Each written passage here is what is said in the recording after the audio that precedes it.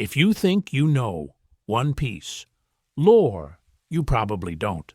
Most One Piece theories are fag deep, and I say that with love, because we have all stared at a Joy Boy panel and gone, ah yes, this proves my 47-step timeline about Laugh-Tale being a giant time machine, when actually what we're doing is rearranging the same 5 buzzwords: Joy Boy, Raftel, Laugh-Tale, Will of D, Ancient Kingdom. It's like lore fridge magnet poetry. It feels smart. It's kind of not. People on the internet often like to claim that they're into obscure One Piece theories, to which I say, no, you're not. You're just rebranding the Reddit front page. Obscure is not, what if Shanks is evil?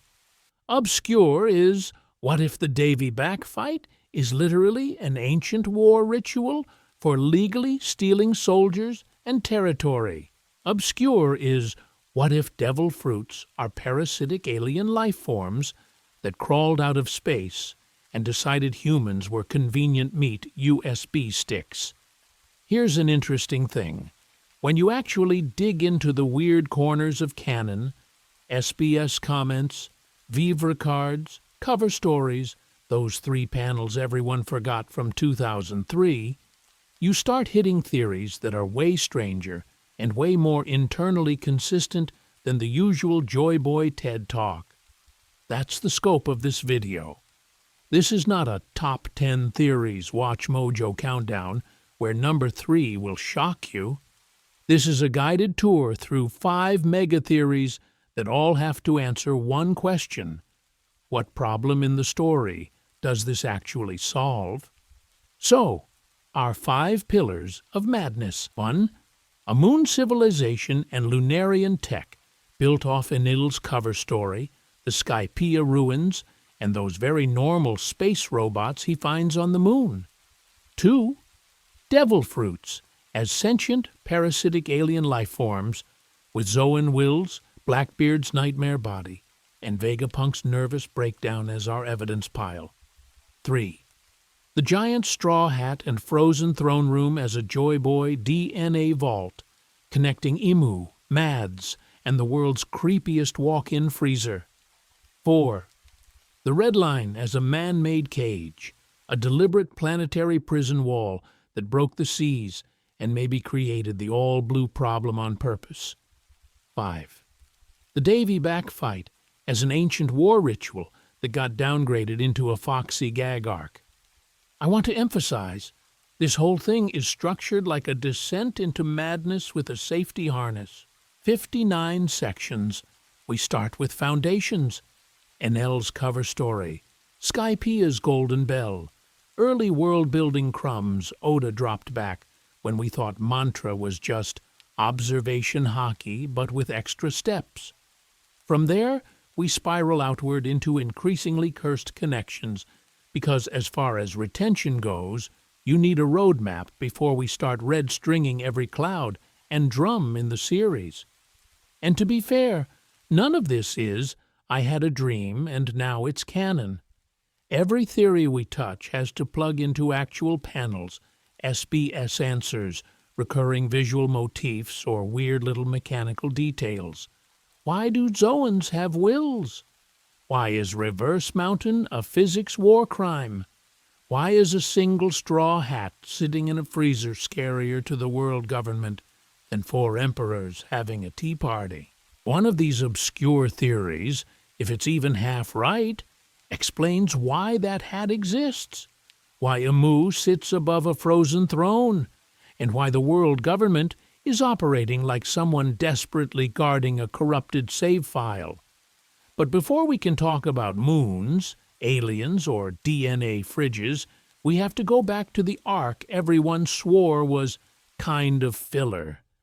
Because Oda, in his infinite chaos, basically hid the user manual for the entire world inside a ringing golden bell and a weird little space kid with drums on his back. So we start in Skypiea. Skypiea wasn't a detour, it was the blueprint. Skypiea is the arc everyone calls pretty filler. Long clouds, nice music, Bell goes bong. We move on. To which I say, that's exactly why Oda used it as a lore dump on stealth mode. If you're going to hide the blueprint for your entire history doc, you don't tape it to Marineford. You bury it in the sky under a guy with lightning nipples. Because, as far as surface-level reading goes, Skypiea is simple. Shandians are this angry, cool tattoo tribe, the ancient warriors who just want their land back.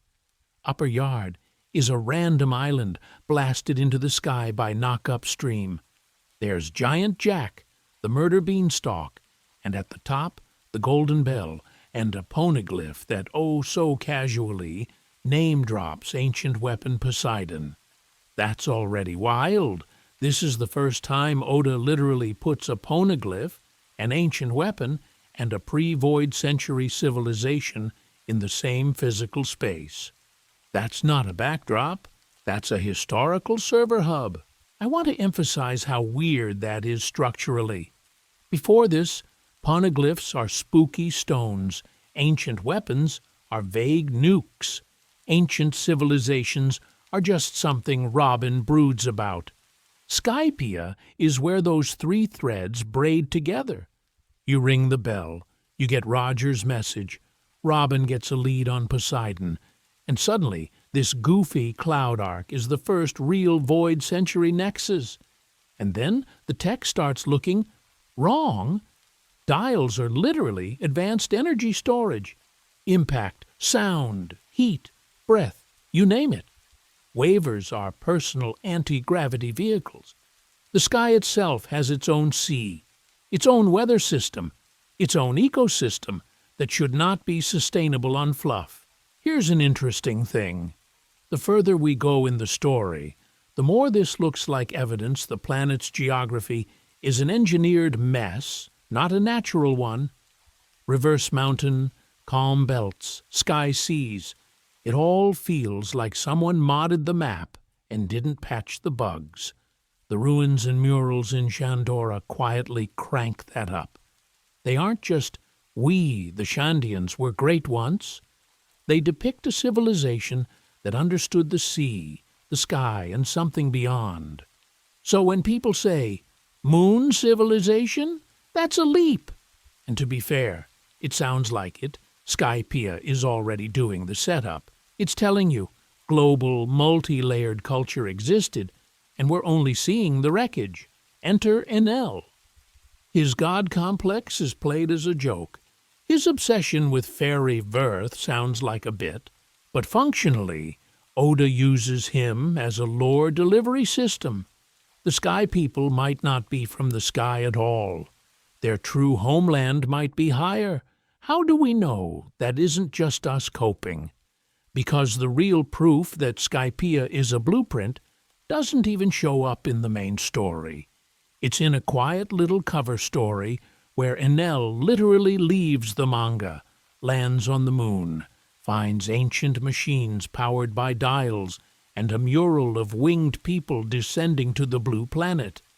And Oda never explains it out loud. So next, we have to talk about why that tiny side comic might be the Rosetta Stone of One Piece. Enel's little vacation to the moon broke the lore wide open. So, Enel pieces out of the plot, gets yeeted into space like a gag character, and somehow ends up starring in what is basically the pilot episode for Void Century lore. That's the joke. But the serious point is, his goofy little vacation to Fairy Verth is one of the densest info dumps Oda has ever hidden in the margins. Fast version of the story. Enel builds a flying murder arc, blows up Skypiea, launches himself to the moon, gets jumped by space pirates, deletes them with lightning, falls into a crater, finds an ancient lunar city, accidentally boots up an army of automata, and gets crowned God of the Moon by a bunch of robots. That's it. That's the whole thing. And to be fair, if you read it once in Weekly Jump in 2007, you probably went, okay, filler gag, moving on. But here's an interesting thing. Visually, It is not a gag. We see a sprawling, clearly ancient city carved into the moon's interior, with pipes, conduits, and dial-like machinery running through it. We see automata soldiers with round eyes and segmented joints that look suspiciously compatible with Skypia's dials, and even pacifista-style design. Then we hit the mural. A big, explicit mural of winged people on the moon, boarding ships, leaving their home, and descending to the blue planet as the moon's resources run dry. Oda literally draws 3 distinct groups of sky people migrating. Those 3 groups map almost perfectly onto Shandians, Skypians, and Birkins. Same basic humanoid shape, different wing styles, different clothes, but one origin point. The idea is that all 3 races are not random cloud tribes. They're diaspora fragments of a single lunar civilization that bailed when the power bill came due. And because as far as visual storytelling goes, Oda is absurdly deliberate, theorists look at that mural and go, okay, that's the origin myth of Skypia, Shandora, and probably half the Void Century. I want to emphasize how advanced the tech is here. The automata have been dormant for centuries, maybe millennia, and Enel just casually jump-starts them with his Goro Goro no Mi. His lightning not only powers them, it syncs with existing energy systems like they were built expecting elemental input. That screams shared design language with things like ancient weapons, Witheria's tech, and Vegapunk's clean energy obsession. If a Logia can literally plug and play with moon tech, what does that say about who designed what? This is where the Void Century crowd goes feral. If the moon had a hyper-advanced winged civilization and their descendants came down and built Shandora and Skypia, then the ancient kingdom might have been the Blue Planet branch office of that same culture. The Big War could have been a family feud between lunar descendants and the upstart coalition that became the world government. People say, cover stories don't matter that much, to which I say, tell that to CP9's post-Enies lobby arc, Caribou snitching to Kaido, or Beiji randomly becoming an ally because his cover story pre-sold him as sympathetic. And if moon people came down and scattered, their tech and biology didn't just evaporate. It mutated, merged with local life, and maybe became the basis for something we think we understand, but absolutely don't, the devil fruit power system itself. Because what if those fruits are just the latest living form of lunar tech? Lunarians, sky people, and the problem of impossible fire. So if devil fruits are just the latest patch update of lunar biotech, we have to ask, who's still running that operating system? Because as far as we know, the moon people are gone, Skypia is a ruin, and Enel is off LARPing as Zeus. But then Oda quietly drops a guy whose entire body screams, "Hi, I'm a living reactor," and everyone just kind of moves on. Lunarians, the other sky-adjacent race nobody in story wants to talk about. Dark wings, white hair, brown skin, and a literal permanent flame on their back like they're cosplaying a jet engine. The world government is paying absurd bounties just for information on them, which is wild when you remember they don't even offer that for, say, please tell us where the giant murder dragon is. That alone tells us this isn't just racism DLC, this is a security threat. And to be fair, King does not exactly make them look harmless. His durability is insane. His flames give him both offense and defense, and Queen and Kaido straight up call him a survivor of an extinct race that lived on the Red Line and were worshipped as gods. So we have a group of fire-backed sky people treated as deities camping on the world's biggest geological anomaly, and the government's reaction is basically, delete them from reality, thanks. Totally normal. Here's an interesting thing. The moon mural NL finds shows winged people descending to the blue planet, which everybody links to Shandians and Skypians, but Lunarians are explicitly tied to the red line, not the Sky Islands. So you either have a separate branch of the same lunar stock that settled on the wall, or some kind of hybridization with whatever was already living on the planet. Either way, we've got multiple save files of moon genetics running around, and that brings us to the eternal flame motif. Lunarians have a fire that never goes out. We've got the sun god Nika, ancient weapons that fire planet-breaking beams, and flame-based propulsion strapped onto weirdly advanced tech. At some point, you stop calling this a theme and start calling it a power grid. Theorists argue this is one continuous technology-biological system. Living beings as batteries, plugged into machines that remember a different sky. I want to emphasize how obscure this angle is, but it actually solves a lot. If Lunarians are the closest surviving pure descendants of the moon civilization's original bioengineering, then King isn't just a guy with cool wings. He's a walking, talking reactor key. A body designed to interface with ancient tech. That would explain why the world government doesn't just fear them. It wants them erased from the patch notes. And we've already seen the prototype of this interface, Enel. His lightning reactivates the moon automata on contact. No incantation, no password, just zap, and the city wakes up. Now imagine Lunarian fire doing the same thing to dormant devices on the planet.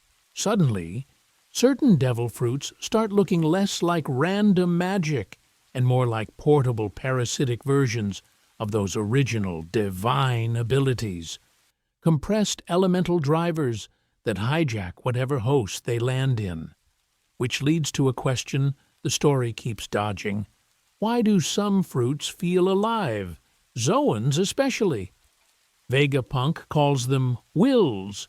The Nika fruit literally runs from the government, and Blackbeard's body is treated like a special docking bay. People say, well, they're just magic fruits. To which I say, mate, you're a magic fruit. Because if we stop thinking of them as powers and start thinking of them as invasive, engineered organisms with their own agenda, then the entire devil fruit system stops being a gift and starts looking like a quiet, planetary-scale infection. Devil fruits as alien parasites. The theory everyone side-eyes. So let's just say the quiet part out loud. In this theory, devil fruits are not quirky ocean curses. They're biological devices. Living, invasive, ability-granting organisms that overwrite your body and kind of nibble on your soul, probably imported or engineered by some moon or ancient kingdom biotech department that did not pass ethics review. Because as far as raw canon weirdness goes, this actually patches a lot of leaks. We're told Zoan fruits have a will of their own. That's not metaphor. That's text. We watch abilities reincarnate into the nearest random fruit the second a user dies, like the power is a software package looking for fresh hardware. Blackbeard somehow runs multiple fruits without exploding, which makes way more sense if his body is basically a custom docking bay for parasites. And then Vegapunk strolls in and says, devil fruits are the possibilities of human evolution that someone once wished for. That's not just magic, that's a research pitch. Here's an interesting thing. Everything about devil fruits behaves like a parasitic or symbiotic life form. They seek hosts. They replicate. They preserve extremely specific data about elements, concepts, and creatures across centuries.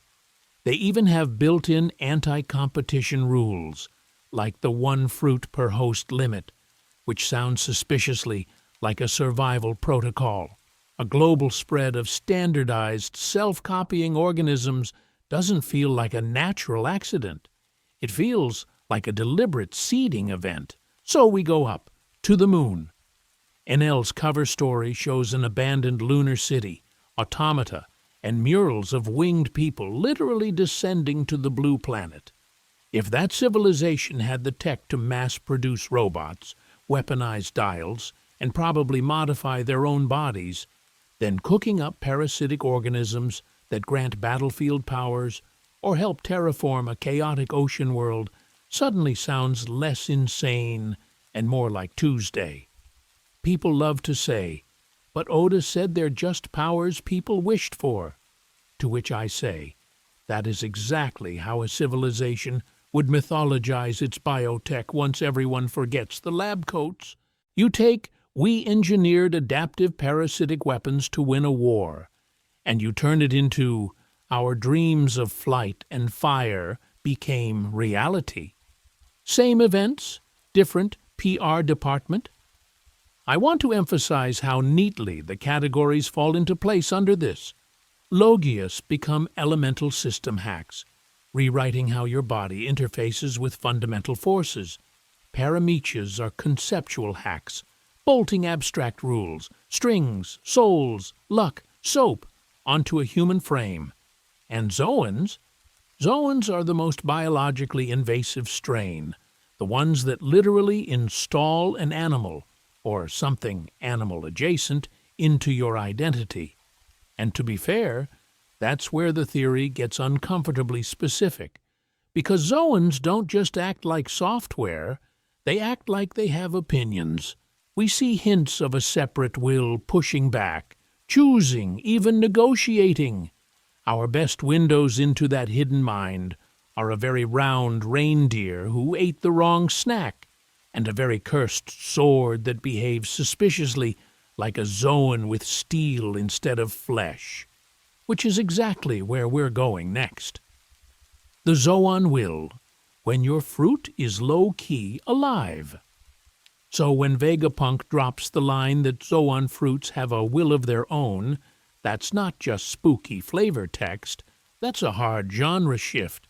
The guy literally dissecting the power system is telling us, yeah, these ones are kind of alive. He never says that about Paramecia. He never says that about Logias. Only zoans get the possessed plushie treatment, which already marks them as biologically weird rather than just data. But here's an interesting thing. Chopper is our control group. The Hito Hito no Mi lets an animal become humanish, talk, and do taxes if he really wanted. You'd expect, if the fruit's will was dominant, that Chopper would turn into a generic human template personality. Instead, he's still just Chopper. Same core morality, same crippling insecurity, same dream to be a doctor. The fruit didn't overwrite him, it augmented him. The will in there feels more like an operating system that grants human instincts and cognition, while his reindeer soul is still the user. Now contrast that with objects that ate zoans.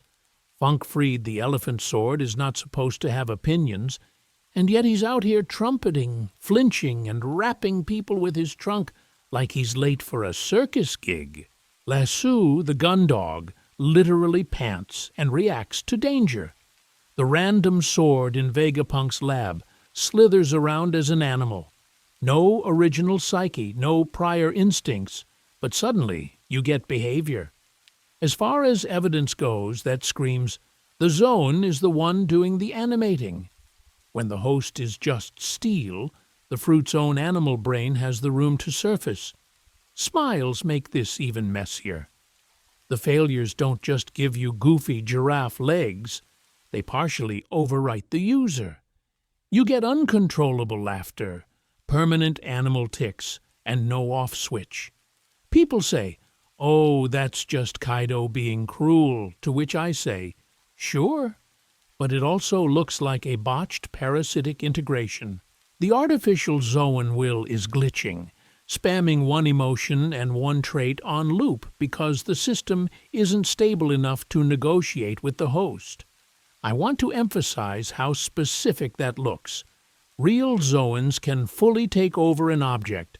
Smiles half possess a person. Put those together, and you get the obscure interpretation. Zoans aren't just power files. They're full biological templates with instinctive drives. When they plug into something with a strong self, like Chopper, they mostly cooperate. When they plug into empty matter, they just become themselves. And then mythical Zoans walk in and crank this to 11. These fruits don't just give you a form, they hand you an identity. Sengoku doesn't just turn into a big Buddha, he gets a Buddha shockwave aura. Marco's Phoenix is regeneration plus this calm, guardian vibe. The Nika fruit is literally framed as a sun god persona that can warp the user's body into cartoon logic. That isn't just animal instinct, that's a conceptual or spiritual persona hitching a ride. Over time, how much does that start nudging your personality, your laughter, your sense of self? Because if each Zoan is a little passenger, then Blackbeard isn't just a guy with weird anatomy. He's a walking apartment complex for multiple parasitic consciousnesses, and the real question becomes, what kind of body can survive hosting more than one screaming fruit soul at once without collapsing? Blackbeard's body, designed for multiple demons. So if every Zoan is already a little roommate screaming in the attic, Blackbeard is the guy who walked into the haunted house, signed a lease with all of them, and somehow didn't immediately die. That's the core mystery. Teach is walking around with both the Yami Yami no Mi and the Gura Gura no Mi, casually violating the one rule the story actually bothered to state. We're told from very early on that trying to eat a second fruit should literally blow your body apart. It's the one time the power system goes, no, you can't just stack DLC forever. And yet Teach does it in front of the entire world, steals Whitebeard's quake power, and lives. Nobody else in the series pulls that off, and to be fair, nobody else has that many red flags stapled to their body. Because as far as ominous foreshadowing goes, Blackbeard is a walking highlight reel. Shanks shows up at Marineford with that scar he got from Teach before either of them had devil fruits, and personally warns the Gorosei that this man is different. Marco tells us his body is a little different in that casual way, where a doctor says, "Yeah, your X-ray is a little interesting, and you know you're doomed." Their Jolly Roger has 3 skulls, not one skull with flair, 3. Like the logo itself is screaming, non-standard anatomy detected. Here's an interesting thing if we keep the parasite model going.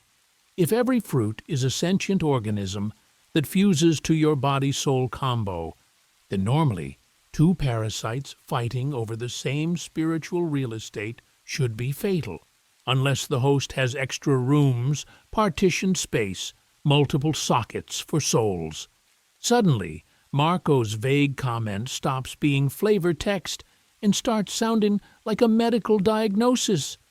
That's where the obscure theory kicks in. What if Blackbeard isn't just a weird guy, he's a designed guy?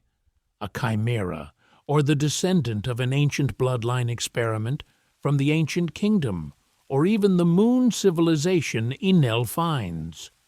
The people in that mural literally descend from the moon with advanced tech.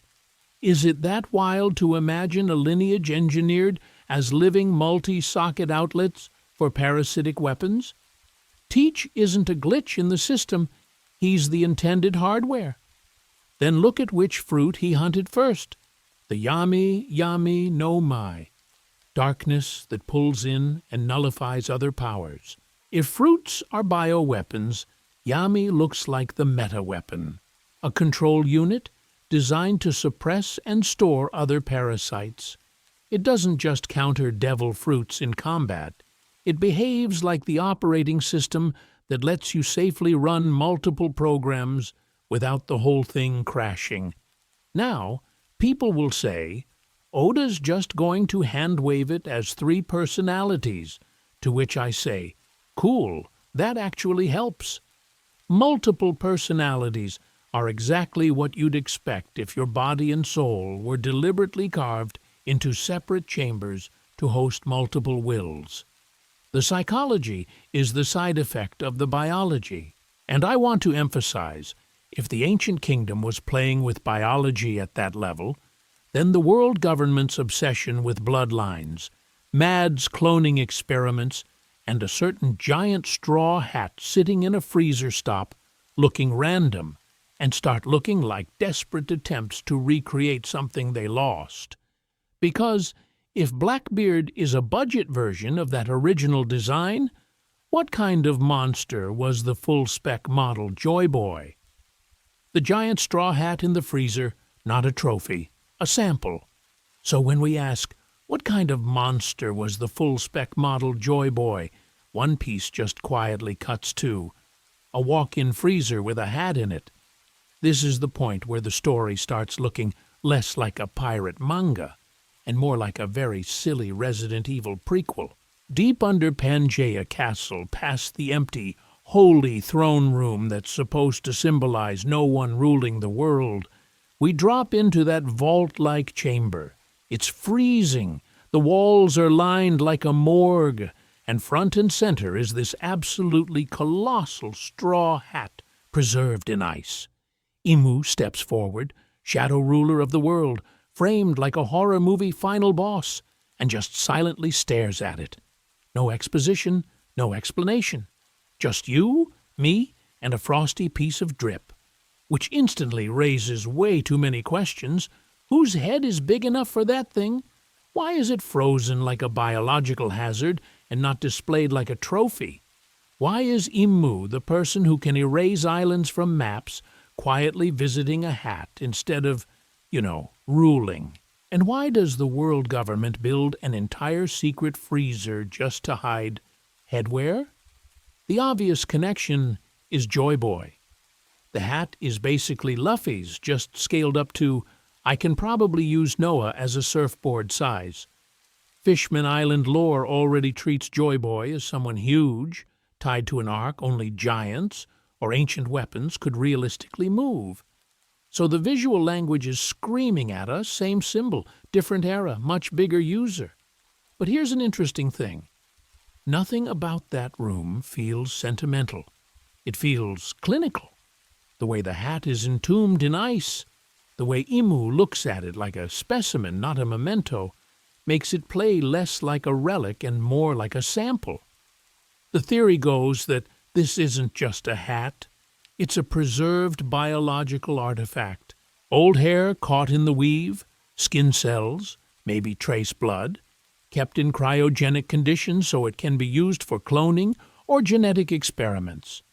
You see a goofy fashion statement. Imu sees a centuries-old PCR kit. And to be fair, that sounds insane. To which I say, have you met Mads? Vegapunk, Judge, Queen? This is the all-star team of what if ethics were a speed bump? We already have mass-produced Germa soldiers, Lunarian-modified Seraphim, and Stussy being a literal clone of Miss Buckingham Stussy.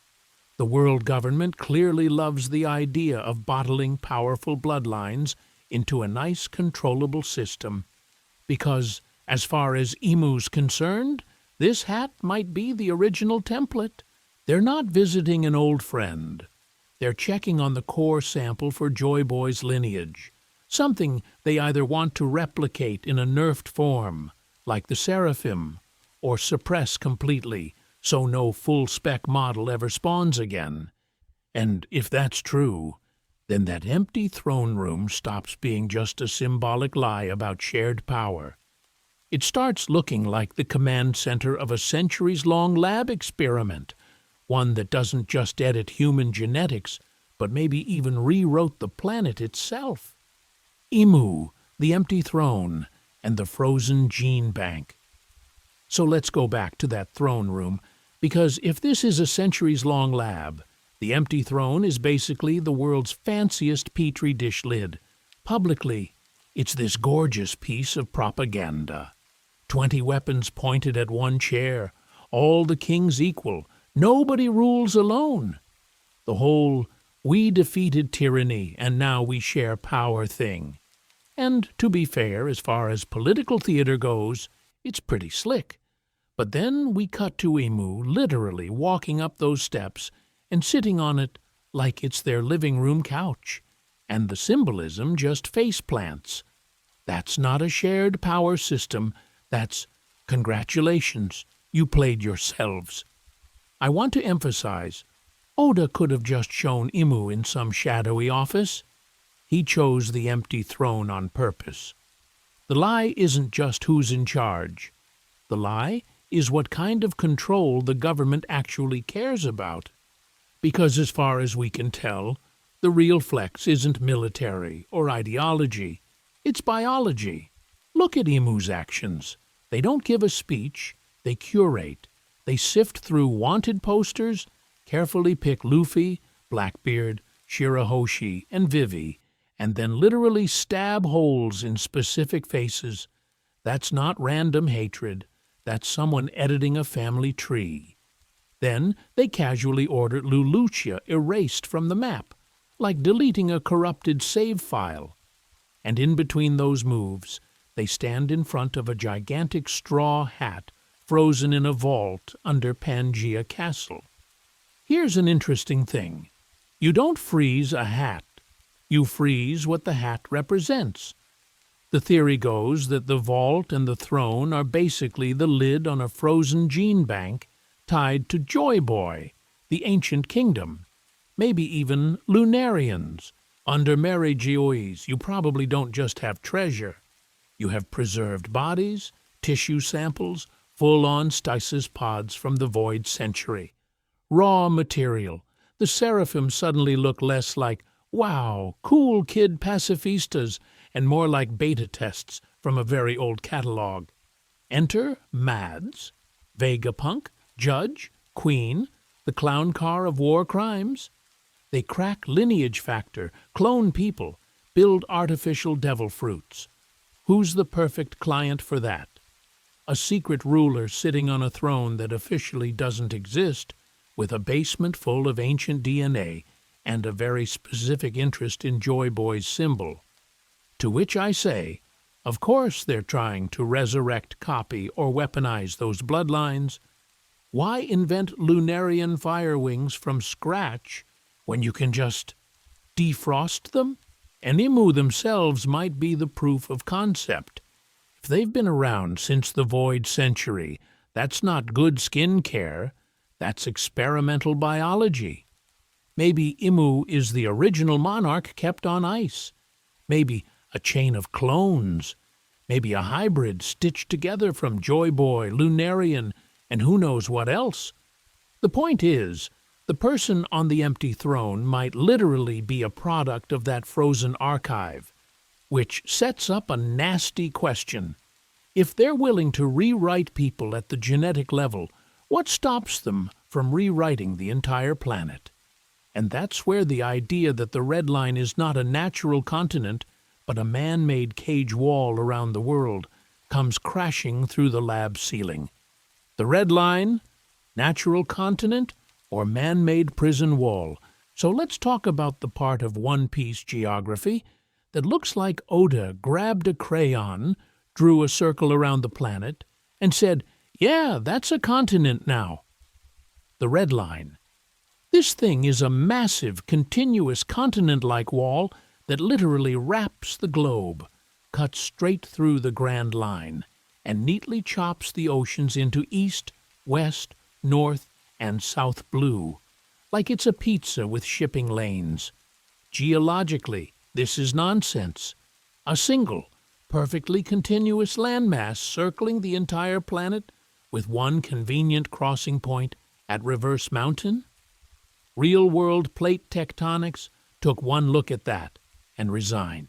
And to be fair, you'll sometimes see people try to patch it with, well, fantasy world, don't overthink it, to which I say, no, we are absolutely going to overthink it. Because as far as Oda is concerned, this isn't a geology lesson, it's narrative symbolism with a seismology skin. Here's the interesting thing. Once you stop treating the red line as a natural continent and start treating it as infrastructure, the whole map snaps into focus. The man-made cage theory says the red line was either built up or brutally reshaped during the Void Century, by the ancient kingdom, by their enemies, or both, to segment the seas, control trade and migration, and literally box in the world's freedom. It's not just a wall, it's a global customs office with cliffs. And before you say, nobody can move continents, Skypia already told us they can. We have an entire island, Jaya's upper yard, blasted into the sky by the knock-up stream, and then just staying there.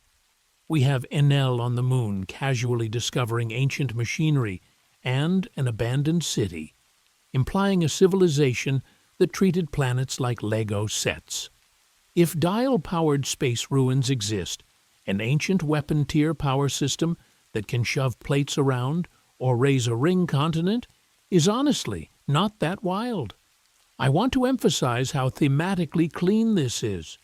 Luffy's whole deal is being the freest man on the sea, in a world where the sea itself is unnaturally caged. Every map shot is quietly roasting him. The red line is the physical embodiment of that lack of freedom, this smug red scar saying, you can sail anywhere you want, as long as it's in your designated box, little pirate. And who lives on top of this cage? Mary Joise. The Holy Land is perched on the highest point of the red line, with the celestial dragons literally looking down on the divided oceans. That's not subtle. That's a world where the ruling class either built the prison wall or inherited the keys and said, cool, we'll put the throne right up here. Once you start viewing it that way, Reverse Mountain, the mythical all blue, and Fishman Island's bizarre placement under the red line stop being cute quirks and start looking like glitches, scars, and drainage holes in a broken system.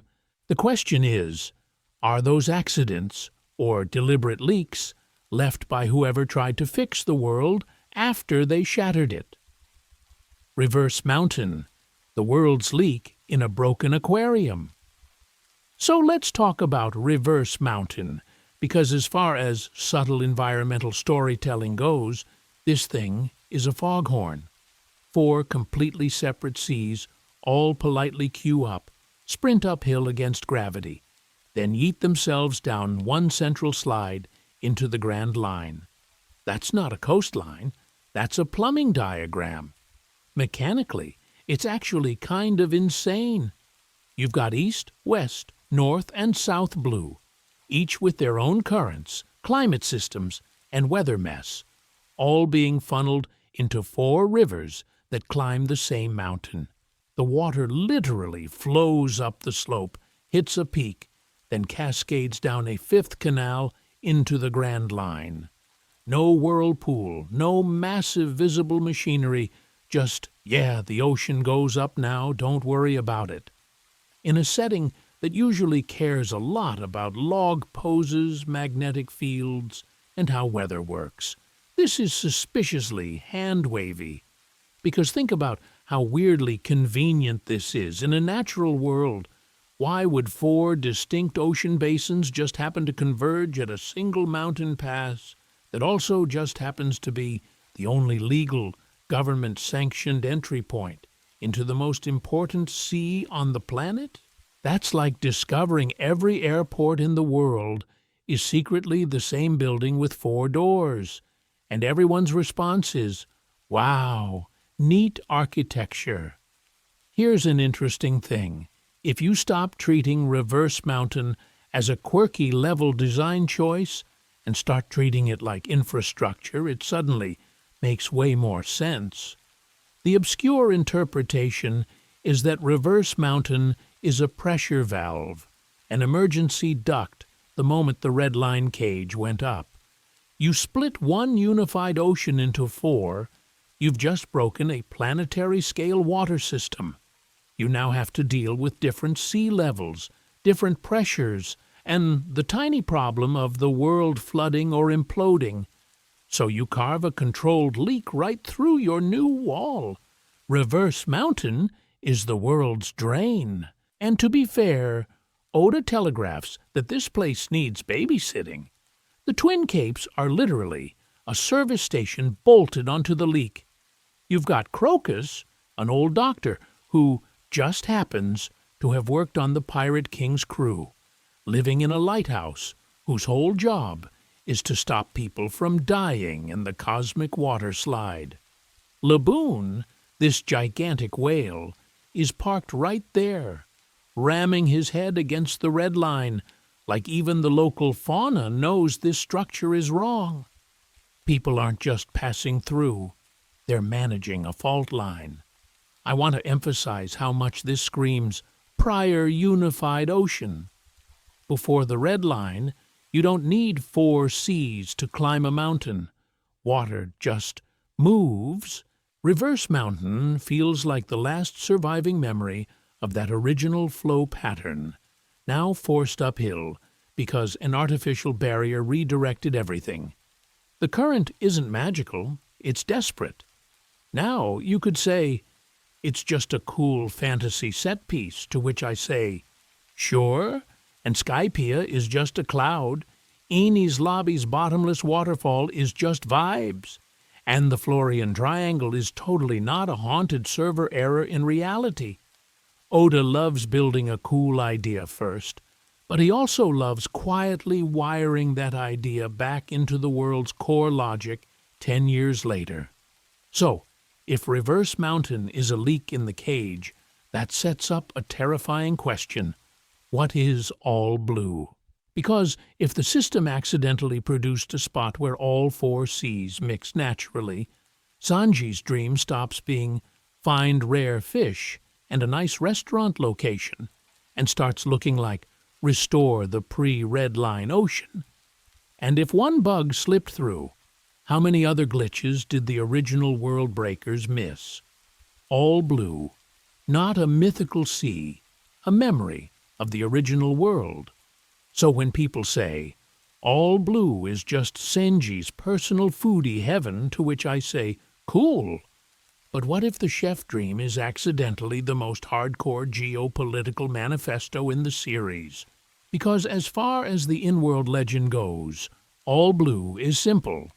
One sea where fish from east, west, north, and south all coexist, the ultimate paradise for a cook, and the ultimate punchline for every old sailor who wants to troll a kid on a ship.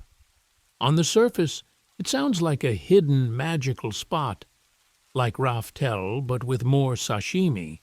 And to be fair, that's how the story frames it early on. A vague fairy tale, something Zeph half believes and half uses to keep Sanji's hope alive. But here's an interesting thing. The more we learn about how this world's ocean actually works, the more all blue starts looking less like a special location and more like the default setting that got patched out. The natural state before someone installed redline.exe. Right now, each blue is its own little aquarium. Unique fish, unique climates, totally cursed currents. You don't just casually sail from East Blue to West Blue. You hit a wall, literally. The system is designed so species, weather, and trade routes stay mostly trapped. The only way for every fish to mix is if those barriers weaken or disappear, because the water itself is being funneled and strangled. That's not a rare sea. That's a bug fix waiting to happen. Reverse Mountain is our smoking gun. 4 seas, 4 currents, all slamming together and shooting up a mountain like the world is trying to remember how to be connected. It's the one place where the system visibly glitches, where the cage leaks. If currents can converge like that, then at some point in planetary history, that kind of free flow had to be normal, not an exception. All blue stops being a hidden island and starts being a condition. The ocean before you broke it. I want to emphasize how casually terrifying that is. Now plug in the popular endgame theory. The red line gets destroyed. Mary Joas falls, Fishman Island moves, and suddenly the seas aren't 4 boxes plus a murder belt. They're one continuous loop. Currents equalize. Climates reshuffle. Fish migrate everywhere. You don't need a magic circle, you just need gravity and time. Sanji's dream quietly upgrades from find rare ingredients to witness planetary restoration. The cook is actually chasing the reboot of the original world, which is where the ancient kingdom slides in. If they oppose the 20 kingdoms, maybe their whole thing was a unified, free ocean. Open migration, open trade, no central toll booth in the sky. The winners, the proto-world government, respond by literally building a cage around the planet to control resources and movement. Pirates are just the bugs in their code. And that brings us to one of the goofiest arcs in existence, the Davy Back fight. Because what if that nonsense game is the fossil of how crews and territory used to change hands in that older, freer oceanic legal system? Davy Back fight, pirate game, or sanitized war ritual? So we get to Long Ring Long Land, and suddenly One Piece turns into Mario Party with war crimes. Foxy shows up, throws down a Davy Back fight challenge, and now pirates are playing dodgeball for custody rights. On the surface, it's pure gag energy. Cheating referees, Nami tax fraud brain, Chopper crying in a horse mask. It feels like the least important thing ever. But here's an interesting thing. Inside the joke, the rules are terrifying. You can literally lose your crew. You can lose your flag. You can be stripped of your entire identity in 3 goofy mini-games and a boat race. As far as in-world mechanics go, that's insanely high stakes for something the story kind of plays off as filler. Oda is basically saying, yeah, pirates have a legal system for kidnapping your friends with volleyball. We're told this isn't just some foxy original either. It's an old pirate tradition rooted in Pirate Island, Hachinosu. That's not Random Bar in Logetown energy. That's the future base of Blackbeard, the most aggressively opportunistic man in the series. The lore crumbs say the Davy Back fight has deep roots in pirate culture, and if you win hard enough, you don't just humiliate a rival. You can erase them. Take their crew, take their Jolly Roger, leave them as a name with nothing attached. So the obscure theory goes, what if this isn't just a game? What if this is the degraded party store version of an ancient war protocol? A ritualized system for transferring vassals, soldiers, and banners between factions without having to slaughter everyone. People look at Foxy's nonsense and go, it's filler, to which I say, mate, your understanding of international maritime law is filler, because as far as the Void Century is concerned, this is exactly the kind of messy, semi-honorable mechanism you build after a world-scale bloodbath. Imagine that original conflict we talked about, ancient kingdom versus the alliance that becomes the world government. You've got super weapons, devil fruit users, Lunarian sky tech, all that. If every loss means total annihilation, you burn through manpower too fast. But if you have a formalized contest where, by accepted rules, a losing side legally surrenders troops, ships, and even islands, You preserve talent while still shifting power. It's brutal, but it's efficient. And I want to emphasize how much this lines up with flags. In One Piece, a Jolly Roger or national banner is not just branding, it's a soul. When Luffy protects Nami's Tangerine Mill Jolly Roger, when Robin reacts to O'Hara's symbol, when a country's flag falls, that's identity death. The Davy Back's obsession with stealing flags feels like a fossil of older rituals, where war ended the moment your enemy's banner was ceremonially replaced. No need to kill every last soldier if the symbol over their heads has changed. Then add Hachinosu. The fact that this game comes from Pirate Island, later occupied by Blackbeard, suggests it's sitting on much older, darker traditions. Blackbeard is basically a walking inheritance scam, built around legal theft of powers and territories. Of course, his base is the birthplace of a system for legal theft of people. And some theorists push it even further. What if the original, serious Davy Back Protocol was a tool of the ancient kingdom itself? A way they expanded their influence by winning vassals instead of erasing them. Because if your core mechanic is, I can take what's yours, fair and square by the rules, that sounds suspiciously like the world government's entire deal. They didn't just win a war, they stole the world order on paper. Which raises a nasty question we'll get to later. If the Davy Back is the kiddie pool version of that system, what does the adult, void century version look like when it's aimed at entire species, islands, or even the planet's shape? From war games to world government, legalized theft of crews and kingdoms. So let's scale this up from Foxy stealing Chopper for 10 minutes to the kind of game where you lose your entire country. Because as far as rules go, the Davy Back is insanely aggressive. You win a round, you literally get to rip a crewmate out of the loser's soul, repaint their flag, and, if you snowball hard enough, walk away as the same crew wearing a completely different identity. Here's an interesting thing. Everyone treats that as binding, even clowns like Foxy. The loser is expected to smile, salute the new Jolly Roger, and pretend this is all very honorable. That's not just a gag, that's a full legal fiction. You didn't kidnap a man, you won him.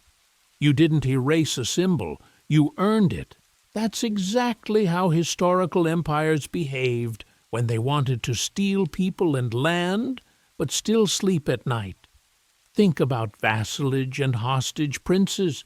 You invite the rival's heir to your court, raise them as your own, and suddenly their kingdom is a polite extension of yours.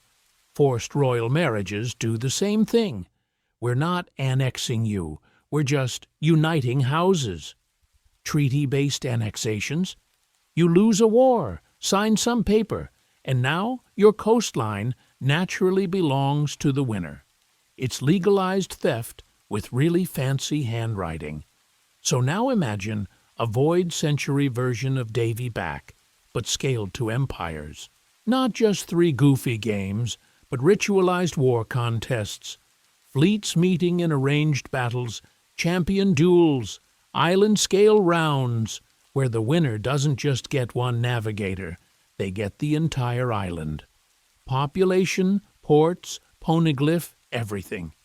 Lose 3 rounds, and your dynasty's banner gets ceremonially burned while your nobility swear fealty to the victor's flag. I want to emphasize how clean that would look on paper. The 20 kingdoms don't just steamroll the ancient kingdom. They win a codified conflict where each victory transfers specific territories, tech, and bloodlines. By the end, the world map is rewritten as a scoreboard. These seas, these islands, these races, all legally reassigned. And to be fair, that's way scarier than a simple genocide because it lets the winners say, "We followed the rules." Then Once the world government is on top, what do? They outlaw or delegitimize the old pirate versions like Davy Back as childish criminal nonsense while keeping their own industrial-scale Davy Backs. Reverie votes that strip a kingdom's autonomy? That's a victory round. Buster calls that erase an island and retroactively label it a threat? That's a forced forfeit. Celestial tribute systems, where failure means adjusted protection status? That's hostage-taking with extra paperwork. And above all of it, you've got Imu and the empty throne. The throne is empty, to which I say, sure, and Nell retired to focus on his art.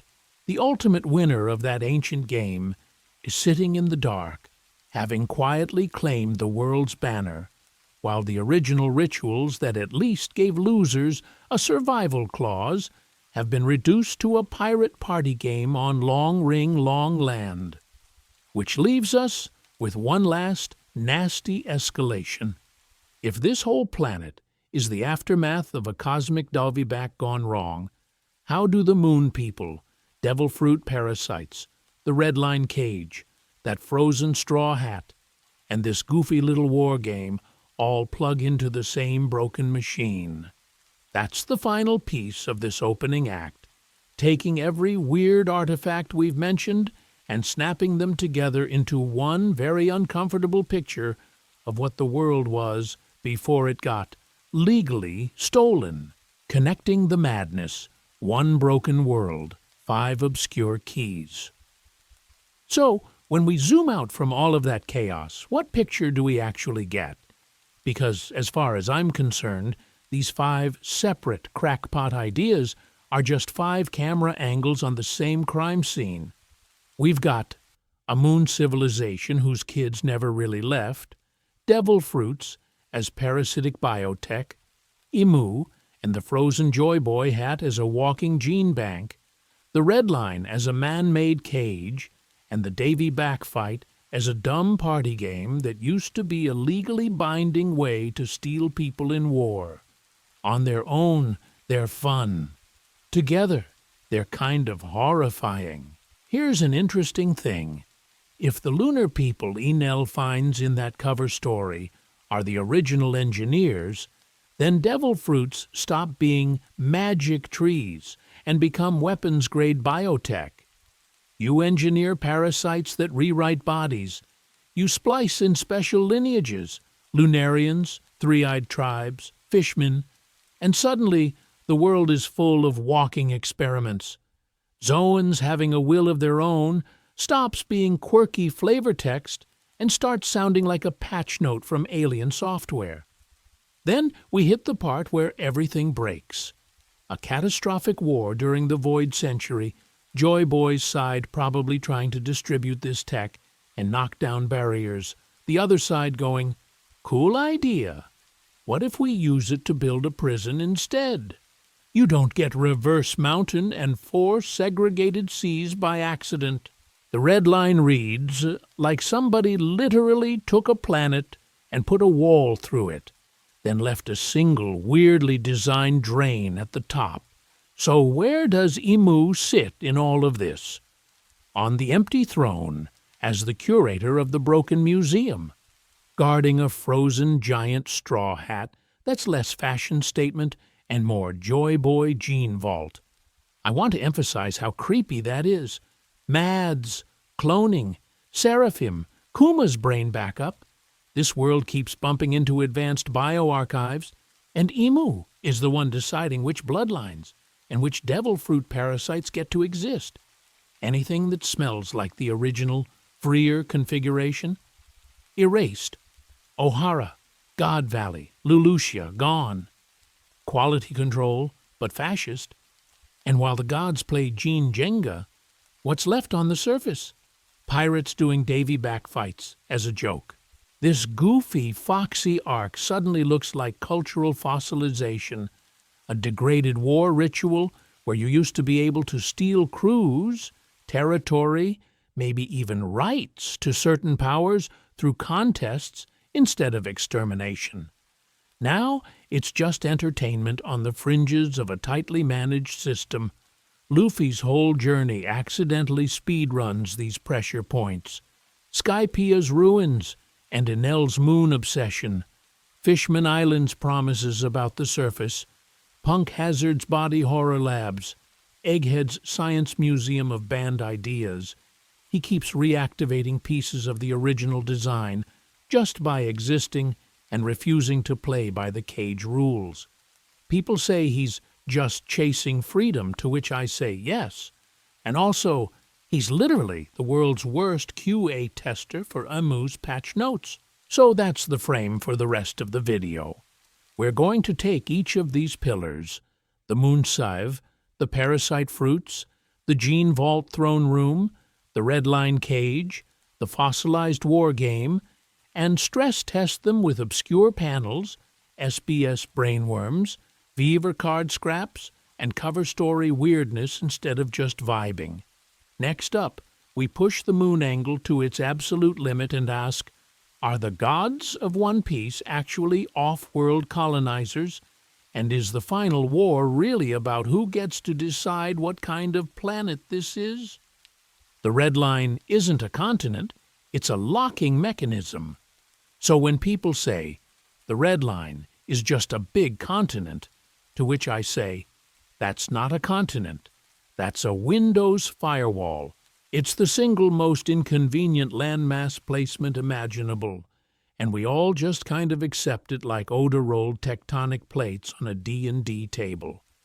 Real-world continents fracture, curve, make messy archipelagos. The red line is a clean, vertical scar that perfectly slices the planet at the exact place it would be most annoying for sailors. Because as far as map logic goes, this world doesn't behave like random geology. It behaves like a containment grid. 4 blues neatly boxed off. The Grand Line wrapped around the equator like a laser tripwire. Calm belts hugging it as dead zones. And then the red line, the only vertical wall intersecting that belt at a perfect cross. That's not Pangea 2.0, that's a global lock screen.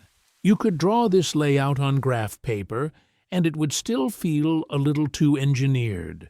Here's an interesting thing. Reverse mountain. 4 different seeds climb a mountain, converge at the top, and then drop into the Grand Line. Ocean doesn't do that. That's not a climate quirk, that's a mechanical anomaly. Fans have done those cursed back-of-the-napkin calculations, treating it like a gigantic pressure valve. Water from each blue is forced up, equalized, then fed into a closed-loop system that keeps the Grand Line's sea level and currents stable. Is it airtight science? No. It's One Piece YouTube science, which is much more powerful. I want to emphasize how weird it is that this one spot is the only legal entry point into the main story ocean. If the planet was natural, you'd expect dozens of chaotic shortcuts. Instead, we have a single clogged funnel that looks suspiciously like an intake pipe on a planet-sized aquarium filter.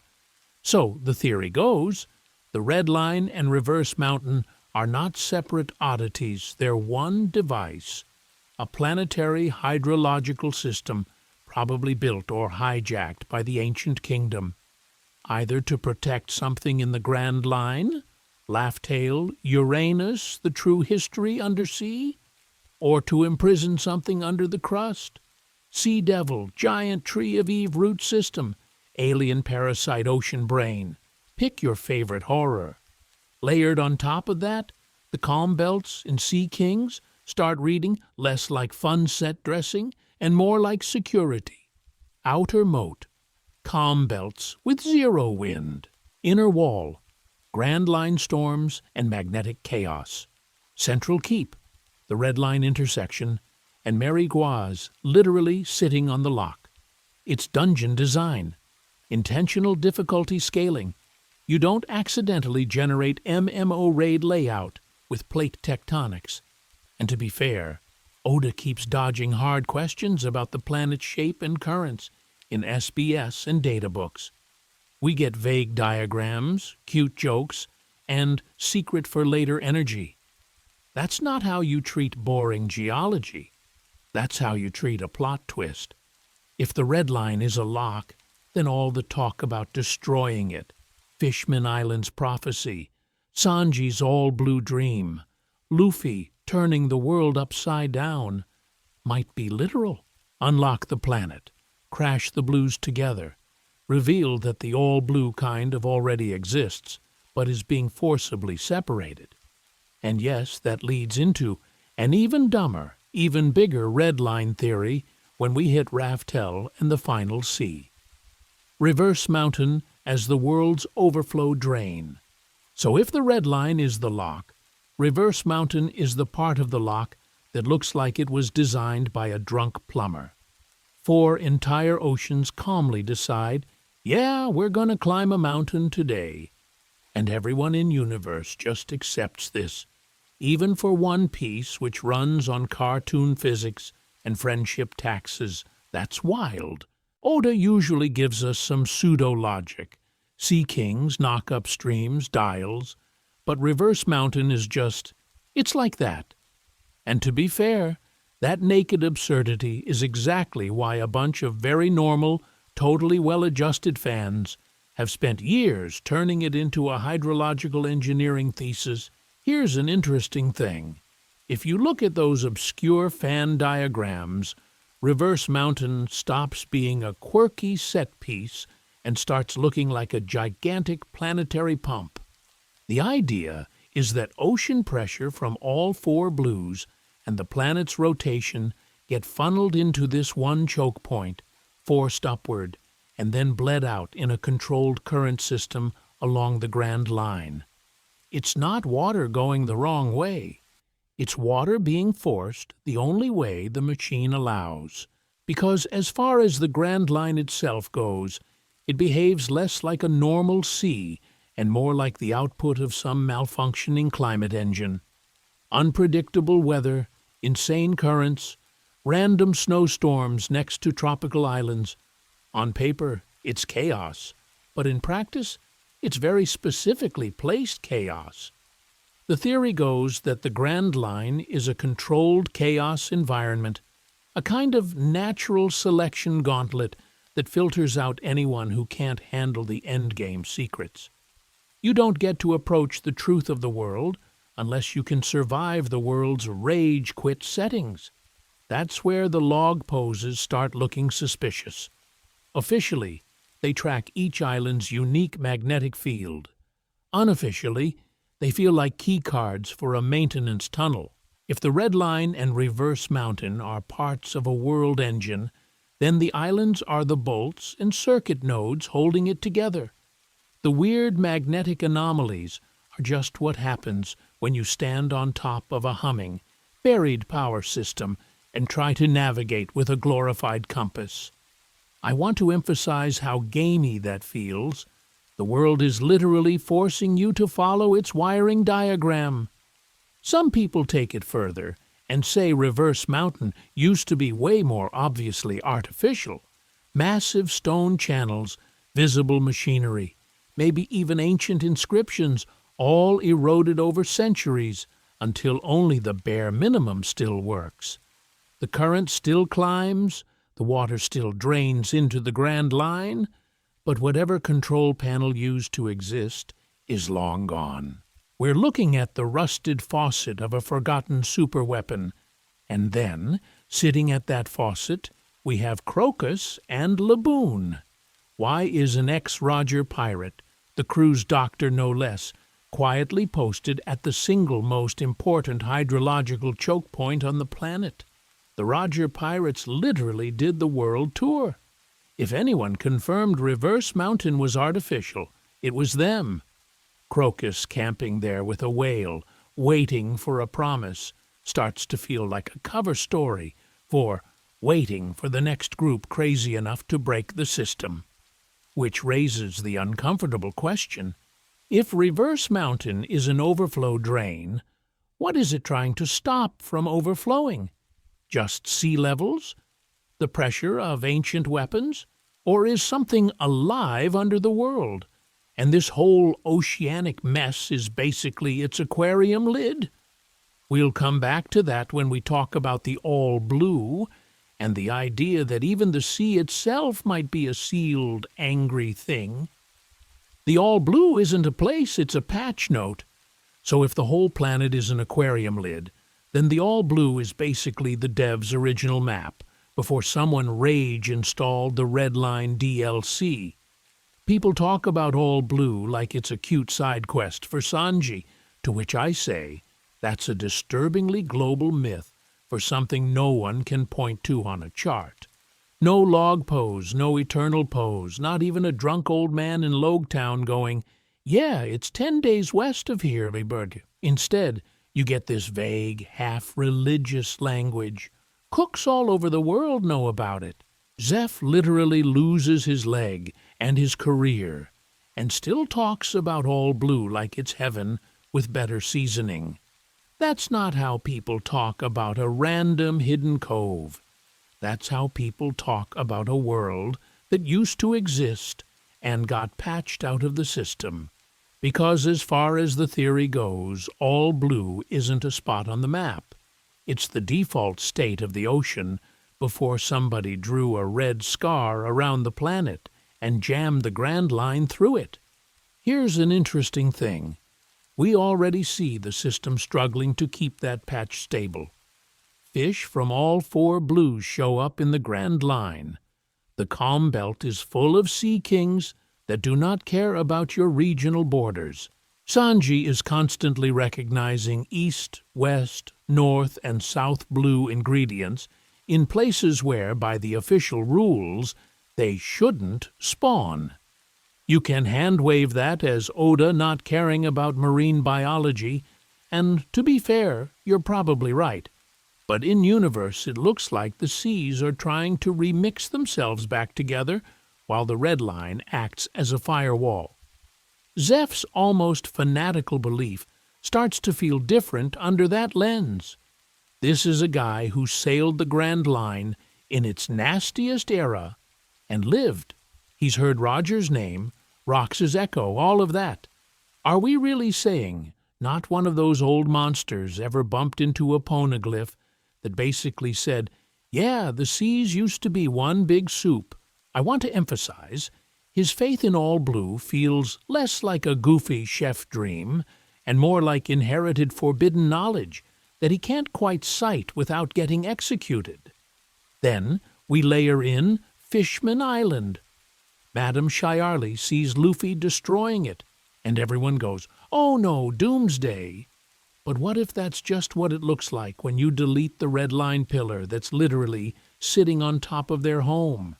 If the cage breaks, Fishman Island floods, yes, but the oceans finally connect. Luffy becomes the guy who hard resets the world back to all blue and accidentally completes Sanji's life goal as a side effect of punching God's wall. And if you want the really cursed angle, all blue might already be glitching through at Reverse Mountain or even under Maria Joa's. Reverse Mountain is where all 4 seas physically slam together and then get yeeted upward. Maria Joa is the political version of that, where all power currents converge. You cannot tell me the world government didn't notice the ocean trying to unify and go, "Cool, let's build our capital right on the seam and sit on it." Which raises the last ugly question: if all blue is a memory of the old world, who broke it? The obvious suspect is the ancient kingdom. Not as pure victims, but as the people with enough tech to literally cage the sea. Maybe their ocean-spanning civilization realized the planet itself, or the things living in that unified sea were about to wipe them out, so they slammed the red line up as a desperate last resort. In other words, Sanji's dream might not be about finding some magical restaurant coastline. It might be about undoing the final failsafe of the most advanced society in history. And when we get to the ancient kingdom mega-theory, We're going to talk about what kind of threat makes you hit break planet as your plan A. Davy back fight, Pirate Olympics, or Ancient War Treaty. So we just talked about the ancient kingdom potentially hitting break planet as a first option, which makes the next question kind of obvious. If these people were that dramatic, why does one of the goofiest arcs in the series feel like a legal seminar in clown makeup? Because as far as most viewers are concerned, the Foxy arc is peak filler energy. Slow pacing, rubber chicken sound effects, Foxy's chin doing war crimes. People skip it all the time. To which I say, Oda does not invent an entire named pirate ritual with rules, history, and cultural weight just to make you suffer through dodgeball. That's not how this man operates. On the surface, the Davy backfight is simple. Crew's wager members, their Jolly Roger, even their ship, over a series of games. You lose, the winner literally steals your people, your flag, your ride. Ha-ha comedy. Except that's exactly what post-war treaties do. Victors absorb soldiers into their armies, annex land, and seize the symbols of sovereignty. It's the Treaty of Versailles, but with roller skates and cheating reindeer. Here's an interesting thing. The rules are insanely codified for something that originated on Pirate Island Hachinosu, which is basically the Grand Theft Auto lobby of One Piece. There are rounds, time limits, referees, and a specific ceremony for moving crew members. That feels less like a party game and more like a fossilized legal framework for transferring allegiance without mass slaughter. You don't wipe out the losing side. You repurpose their power. So the obscure theory goes like this. The Davy back fight started as a formalized war ritual among early pirate or seafaring cultures, maybe even tied to the ancient kingdom or its enemies. When two forces clashed and one side lost, they didn't get genocided. They got Davy-backed. Their warriors, ships, and banners were redistributed according to this system. It's conquest with paperwork. And to be fair, look at how seriously the games are treated under the joke. The referee's word is absolute. There's this almost religious reverence for the rules, even from characters who are otherwise a vague mess of selfishness. That implies there was once some authority or council that enforced these contracts on a global scale.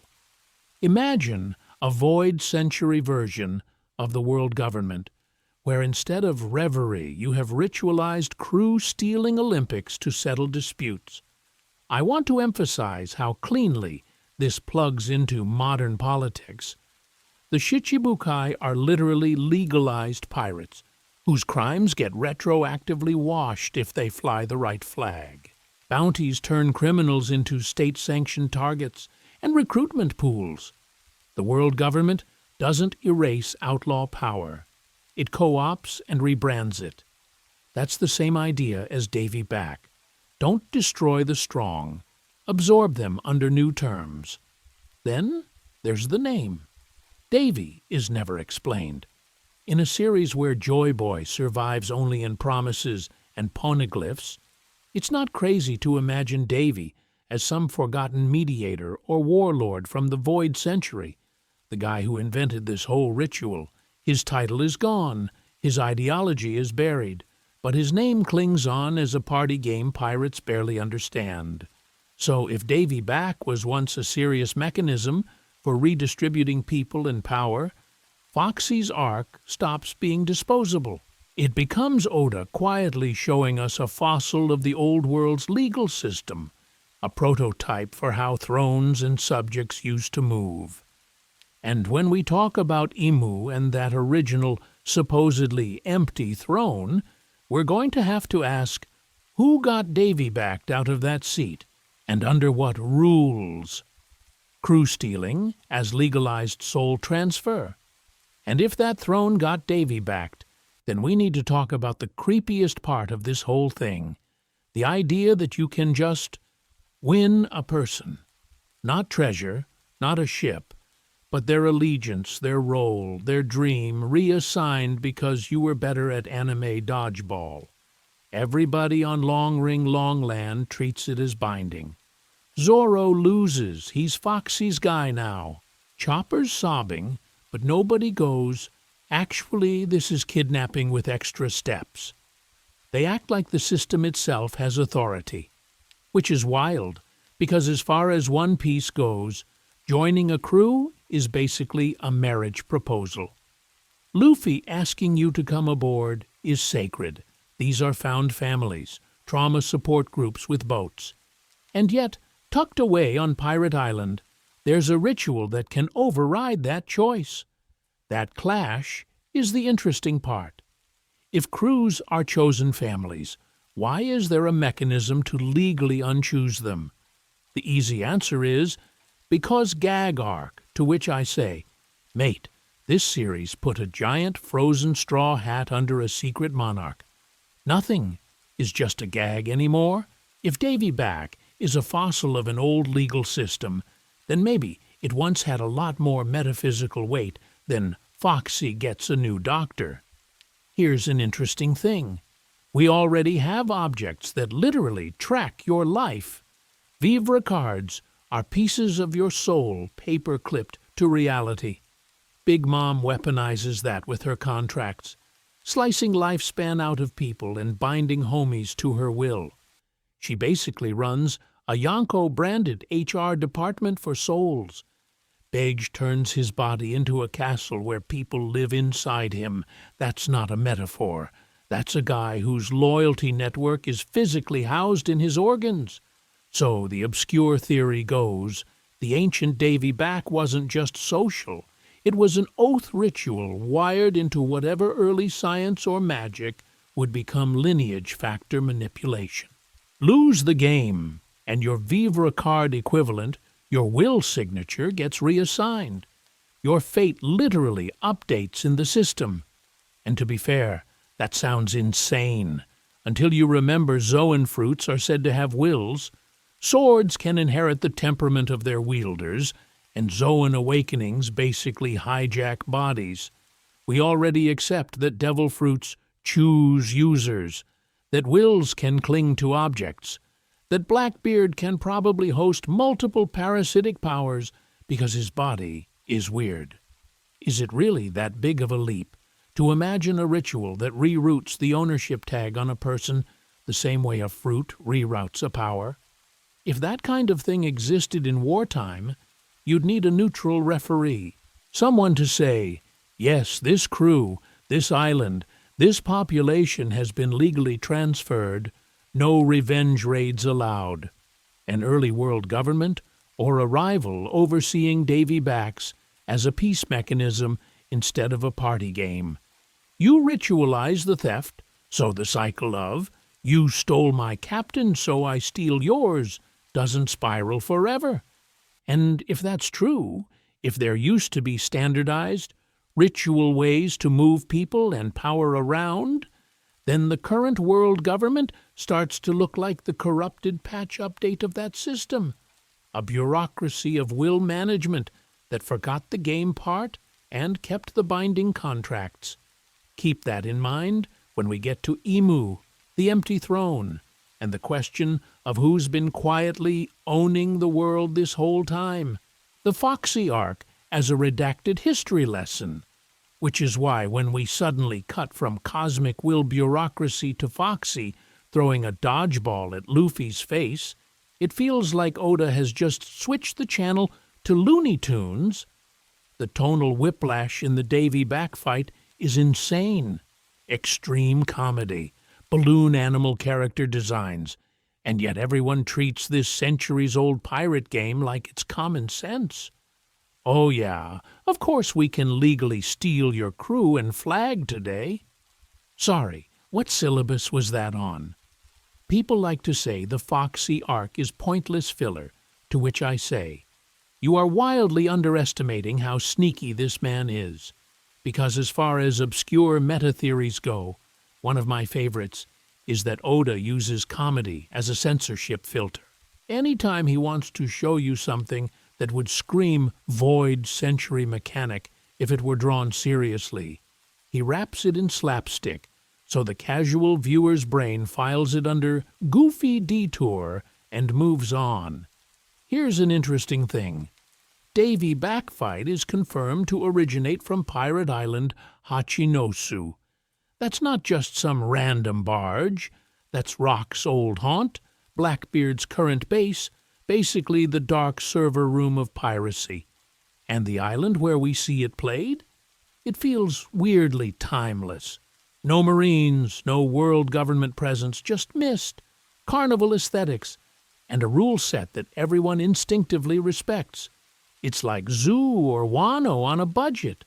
A little pocket where pre-government rules survived, but they've been downgraded into a game. I want to emphasize how the crew reacts, because it reads like a personality test for the whole era.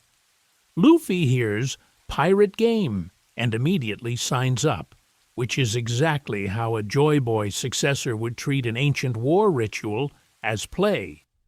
Zoro is visibly annoyed, hyper-focused on the stakes, like the old guard who knows these systems were once deadly serious. Robin mostly watches, quietly clocking the rules, the history, the iconography. Tell me that doesn't feel like Revolutionary Army, conservative pirates, and scholars all reacting differently to someone rebooting an ancient power system. Then you have the flags. The way they talk about stealing a Jolly Roger is not ha-ha prank. It's closer to desecrating a grave. In One Piece, a flag is basically a national identity, a family crest, and a religious symbol duct-taped together. That's medieval heraldry energy. You're not just taking a logo, you're claiming the story attached to it. Does that sound like a kid's game? Or like a ritualized way to transfer vassals and territory without open war? And to be fair, once you frame it like that, the world government starts looking like the people who showed up late to the party, smashed the board game, and replaced it with a centralized licensing office. They didn't invent order. They patched over a messy, decentralized network of oaths, flags, and fights that used to regulate who owned which crews. So, if Foxy's arc is a redacted history lesson buried under rubber gags, what else have we written off as throwaway? Thriller Bark's zombie circus? Long Ring, Longland's bizarre competitions? Stick around, because we're going to start treating every filler-feeling island like a leaked document about the world's original rulers. Devil fruits as alien parasites, not magic fruits.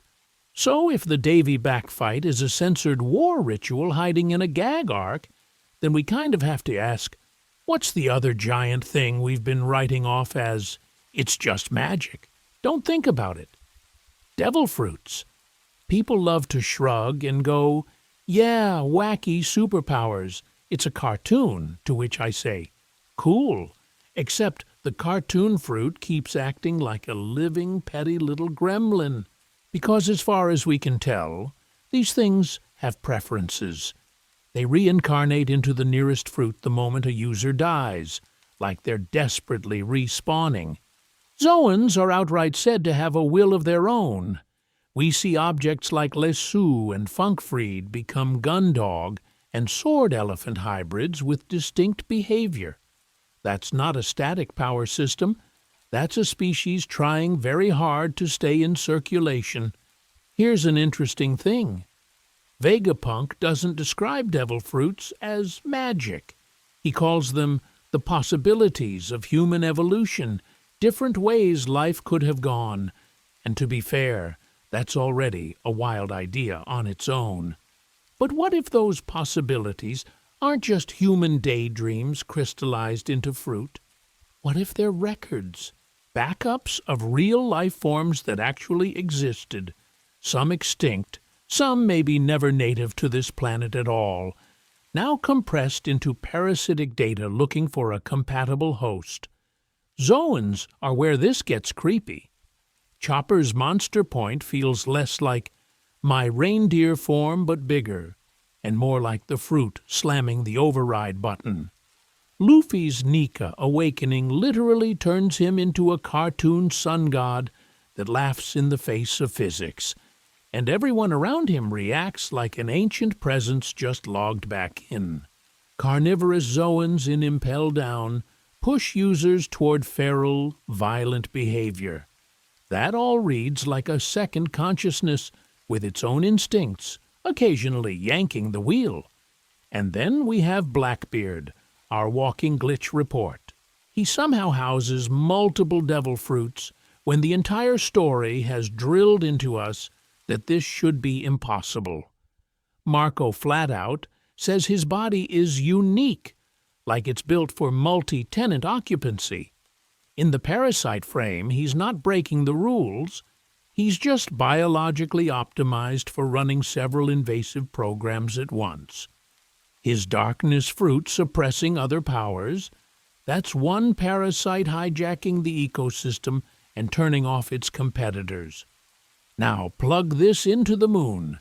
Enel's cover story shows an ancient lunar city, life support tech, automata, and murals of winged people descending to the blue planet.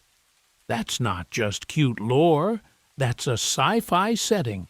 Boldly reframe devil fruits as invaders, and suddenly it's very easy to imagine a moon or pre-Red Line civilization bioengineering symbiotic backup bodies that later devolved into our cursed fruits.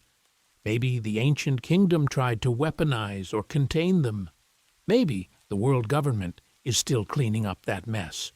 And if these things are parasites with their own agenda, then the will of D stops being a cozy family mystery and starts looking like a compatibility tag in human DNA. Certain people are better hosts. Certain people are walking error codes. We'll circle back to that when we get to Emu, Joy Boy, and why someone is literally storing a giant straw hat like a frozen organ in a vault. Zoan wills and the beast inside the body. And if some people are walking error codes, then Zoans are the pop-up malware. Because as far as devil fruit categories go, Paramecia and Logia are pretty chill. You get an element, you get a gimmick. Your body turns into smoke or mochi or whatever, and you mostly stay you. But Zoans? Every time Oda talks about Zoans, he starts throwing around words like instinct, rage, losing yourself. Like the animal is not a costume, it's a roommate who keeps trying to grab the wheel. People like to say, well, that's just bestial power fantasy, to which I say, sure, but why does only one category of fruit come with a built-in warning label about your mind? That's already reading like a parasite asserting control. And here's an interesting thing. The clearest canon example of that isn't even a human. The Impel Down jailer beasts are introduced as these creepy, half-awake Zoan users. Later, in an SBS, Oda casually drops, oh yeah, those were just regular animals that ate Zoan fruits. So, the base identity is a cow, a koala, a rhino. But what we see are these bipedal, drooling horror movie hybrids that look way closer to a standardized Zoan beast form than to the original animal. The fruit doesn't just add a mode, it overwrites the default. If a cow eats a cow fruit and stops looking or acting like a cow, what's really in charge? I want to emphasize how early Oda seeded this. Chopper's rumble balls are framed as a cute power-up, but the first time he goes monster point, it's a straight horror beat. He literally says he's afraid of becoming a mindless monster, and the crew treats it like he's lost. Post-time skip, he's calmly dropping monster point on command. That's not just power scaling. That reads like a long, ugly negotiation where the human doctor and the zoan will eventually sign a truce. That leads into one of my favorite obscure ideas, zoan awakening as the moment the fruit's will hits parity or outright dominance. Those impel-down guards, in awakened mode? They become these near-identical, hulking, fluffy things with tiny faces like the fruit is manifesting its own ideal self-template regardless of the host. You don't see that kind of standardized creepiness with Paramecia awakenings, and then Luffy blows the doors off. When his fruit awakens, the Gorosei stop calling it Gomu Gomu and go, "No, that's the Hito Hito no Mi model Nika," and explicitly say it has a will of its own. That is Oda looking directly into the camera and going, "Yes, the goofy rubber god is sentient." Gear 5 isn't just Luffy powered up, it's Nika finally getting full bandwidth through a compatible host. Once you accept that, the ancient and mythical Zoans start looking like records of actual beings, maybe from the Moon Civilization, maybe from the ancient kingdom.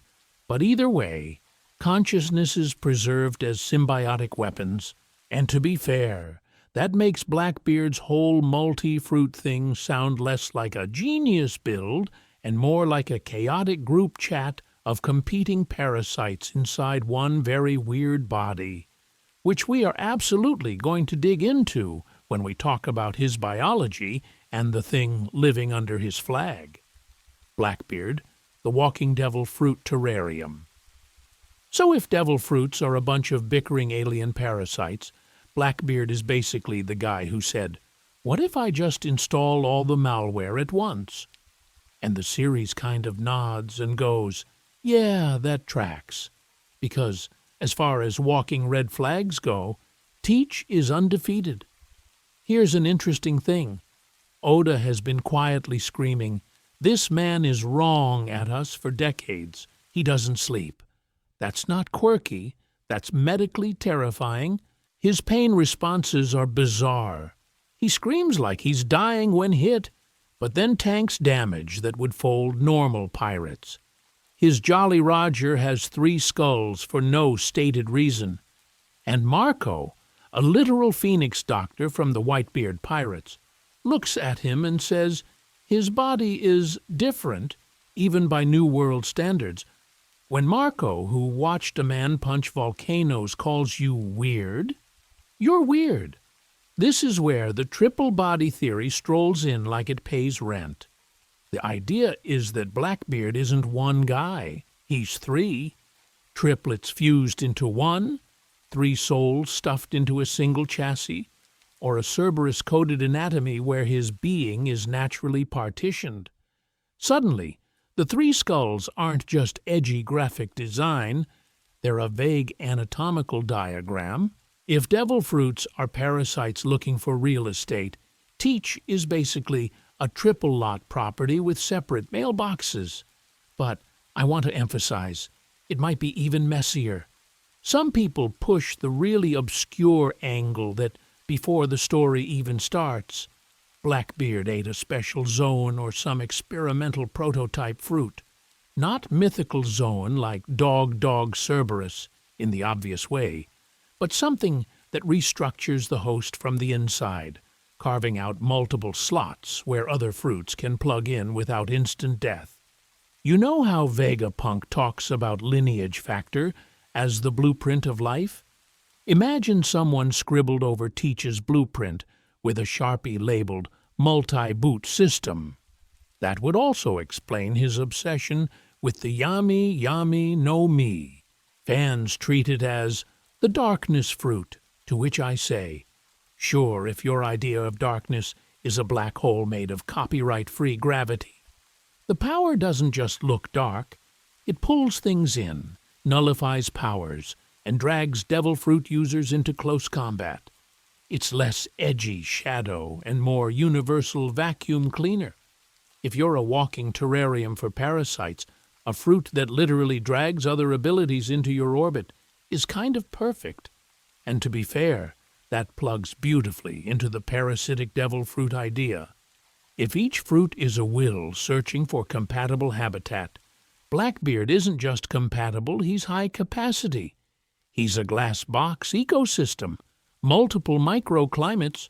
You've got the darkness thing in one corner, the quake thing in another, and probably a third mystery thing waiting to hatch.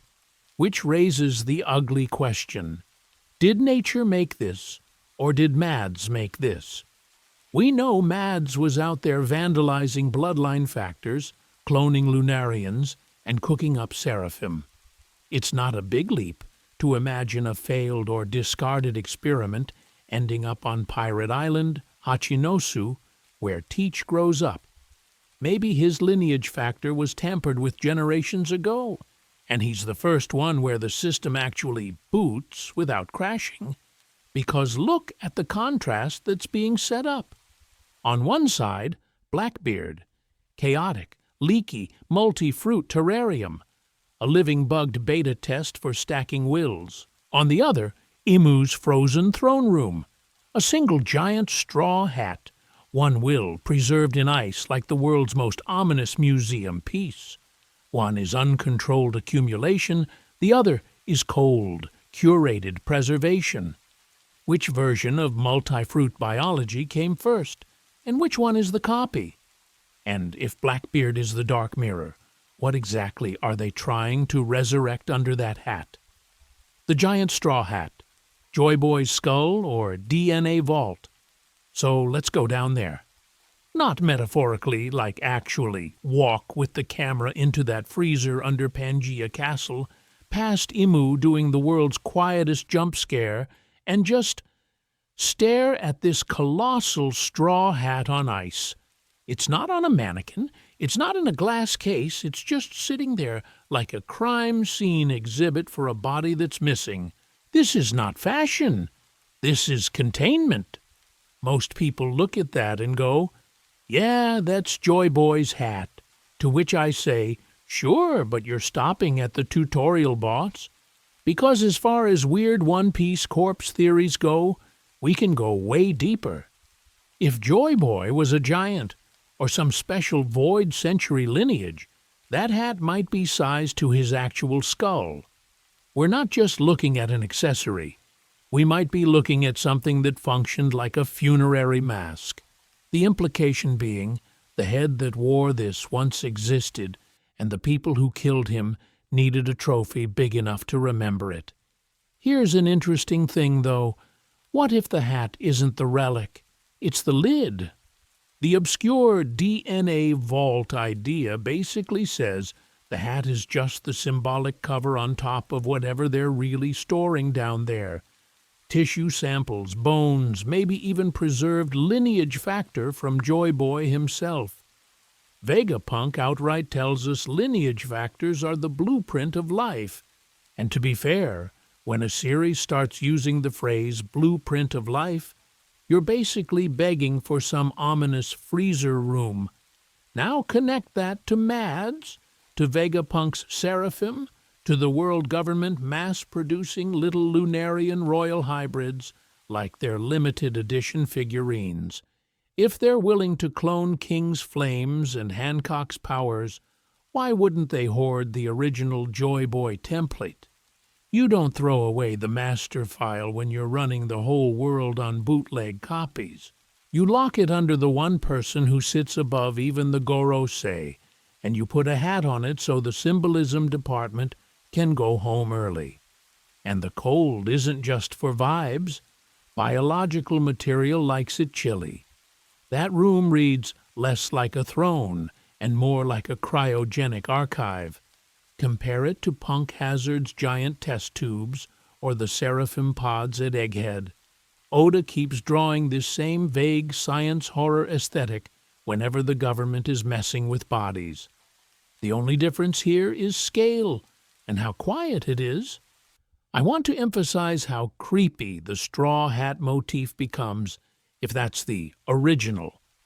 Roger's hat, Shank's hat, Luffy's hat suddenly look like a chain of custody, each one a smaller echo of the thing in the basement. What if every time we see that goofy silhouette, We're looking at a decoy legacy designed to distract you from the real one on ice.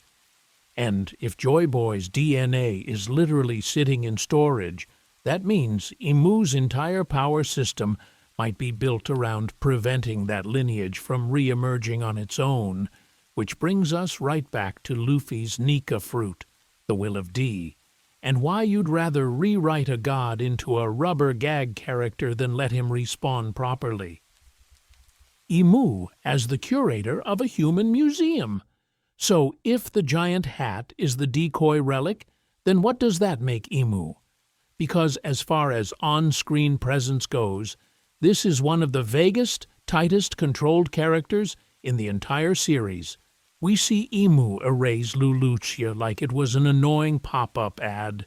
We see those creepy, stabbed wanted posters. We see them looming in front of the frozen hat, and then casually sitting on the empty throne that's supposed to be the whole point of no one rules the world. That's not a king. That's a glitch in the system. Here's an interesting thing. If you line those scenes up, they don't just scream secret monarch. They kind of whisper curator. The obscure theory goes like this. Imu's actual job isn't just political control, it's biological curation. They're not only deciding which nations live or die, but which bloodlines, which wills, which abilities get to keep existing in the gene pool at all. Lelouchia isn't just collateral damage. It's a failed exhibit being quietly removed from the gallery. Suddenly, that frozen chamber under Pangaea stops looking like a random horror set and more like a climate-controlled vault. Relics kept in perfect condition, away from the messy, chaotic surface world. A giant straw hat on ice is ridiculous as a fashion statement, but as a preservation method? That's exactly how you'd store organic material you want intact for centuries. And to be fair, Oda literally draws it like a museum piece, centered, spotlighted, untouched, while Imu just wanders in to check inventory. I want to emphasize how neatly this plugs into the Celestial Dragon's whole pure blood obsession. They cosplay as gods, marry within the same tiny pool of nobles, and treat everyone else like defective stock. But compared to Imu, they're the tacky gift shop. Their slave auctions and island-leveling buster calls are the crude, surface-level echoes of a deeper selection process. They cull islands. Imu prunes lineages. And those wanted posters Imu shreds. That's basically the catalog. Bounties are a global index of dangerous specimens, individuals whose powers or wills threaten the curated balance. Robin isn't just the devil child. She's the last living key to a forbidden data set. Luffy isn't just a rubber man. He's a statistical anomaly in Imu's long-term breeding experiment.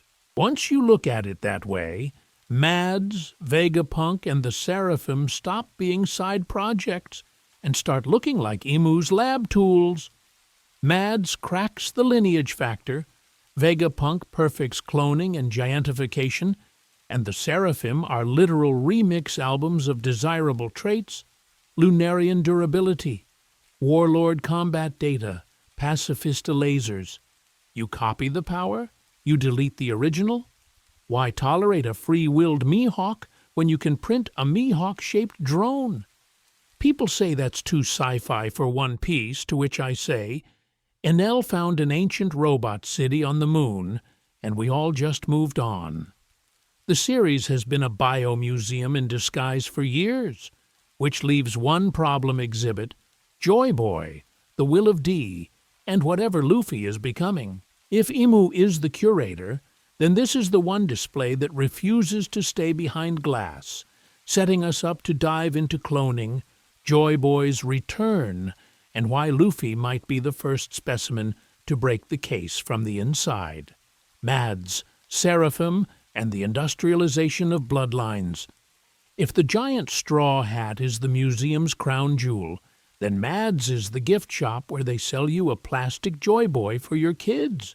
Because as far as the world government is concerned, why have one uncontrollable myth when you can mass-produce a cheaper, angrier version with a serial number? So, quick recap on Mads. This is the all-star disaster lab with Vegapunk, Judge, Queen, and Caesar, all locked in a room asking, what if ethics was optional? Giants? They tried it. Clones? Judge turned his kids into a Power Rangers squad. Artificial fruits? Vegapunk made SAD, Caesar made Smile, and the whole thing is such a vague mess that even Kaido's crew didn't fully understand what they were eating. Every member is obsessed with life as a modifiable system, not a mystery. Here's an interesting thing. The Seraphim are basically the Mads thesis statement with a budget.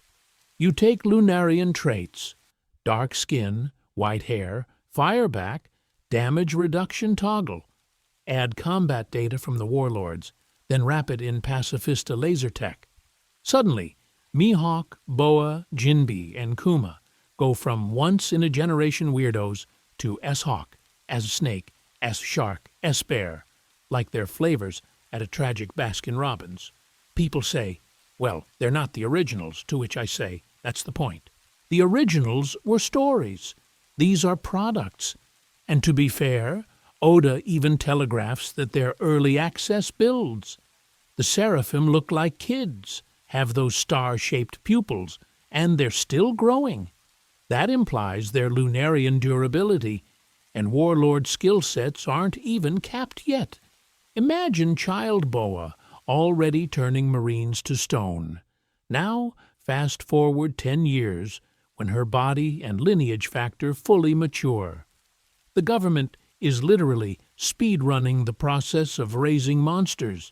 Once you see that, the giant straw hat DNA vault theory stops sounding crazy and starts sounding on-brand. If Imu already greenlit a line of budget Lunarian warlord hybrids, why wouldn't they preserve Joy Boy's lineage factor on ice as the ultimate long-term project? The hat becomes less funny relic and more label for the Joy Boy sample rack. I want to emphasize, this is exactly how Mads thinks. You don't worship the sun god, you patent him. Judge's Germa clones make the intent even nastier. His soldiers are grown in pods, stamped with numbers, and have their emotions suppressed, so they fight without hesitation. That's not just power, that's obedience. It's the anti-D. No inherited will, no unpredictable dreams, just walking hardware. Vegapunk's failed jantification on Punk Hazard and the Elbaf connection point to the same long game.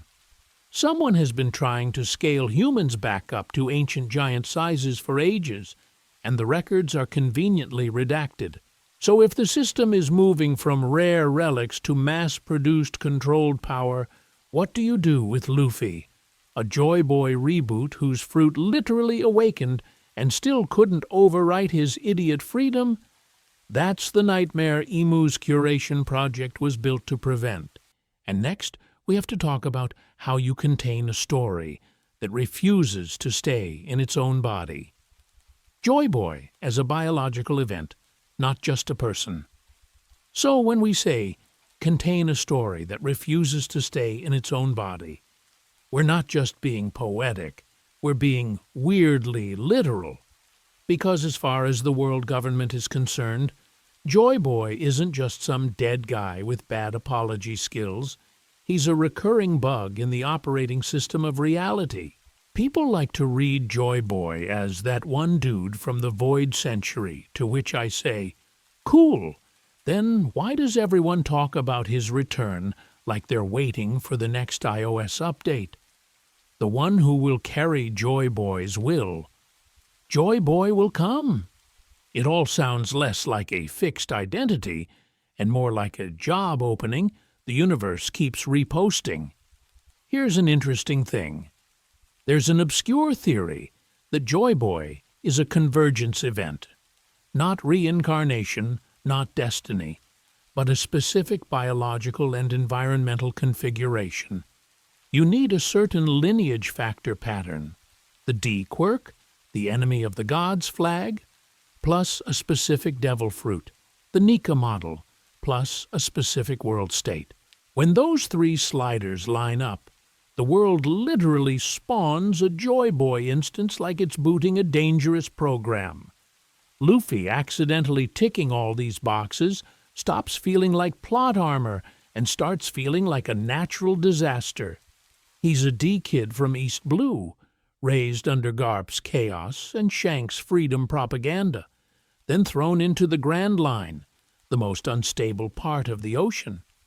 He eats the dumb rubber fruit that's actually Nika, awakens it in a moment of pure emotional overload, and suddenly he's a walking probability storm. Ships, kingdoms, and warlords just kind of fall into his orbit and explode. And, to be fair, if that's the pattern, Emu hoarding a giant straw hat in a freezer makes a lot more sense. That hat, less souvenir, more hard drive. You preserve Joy Boy's DNA, his size, his lineage factor, so you can study the code without ever letting it run again. Mads, cloning, Lunarian experiments. This all looks like centuries of patch notes trying to preempt the next Joy Boy event. Now plug in the moon civilization. Enel finds an abandoned lunar city, automata, and a mural of winged people descending to the blue planet with advanced tech. What if those guys, or the ancient kingdom they seeded, were the first to map the Joy Boy pattern? Maybe they tried to harness it as a renewable freedom engine, while the 20 kings wanted to sandbox it, turn the whole planet, red line included, into a containment cage. Layer the devil fruit parasite idea on top. Zoans are said to have wills. Nika is basically a reality-warping prank god looking for the perfect host. Joy Boy is what happens when Nika finds the optimal hardware configuration and stops being a quirky power-up and starts being an ecosystem rewrite. I want to emphasize what that implies for Endgame. If Joy Boy is a biological event, then Luffy's real victory might be patching the world itself. Red line broken, all blue formed, devil fruits normalized, so that this bug becomes the new default setting. And if the system fights back, the next question is, how many Joy Boys can the world handle at once? The red line as a firewall against Joy Boy. So, if Joy Boy is a biological event, and the world is the buggy operating system, then the red line is basically the world's antivirus software.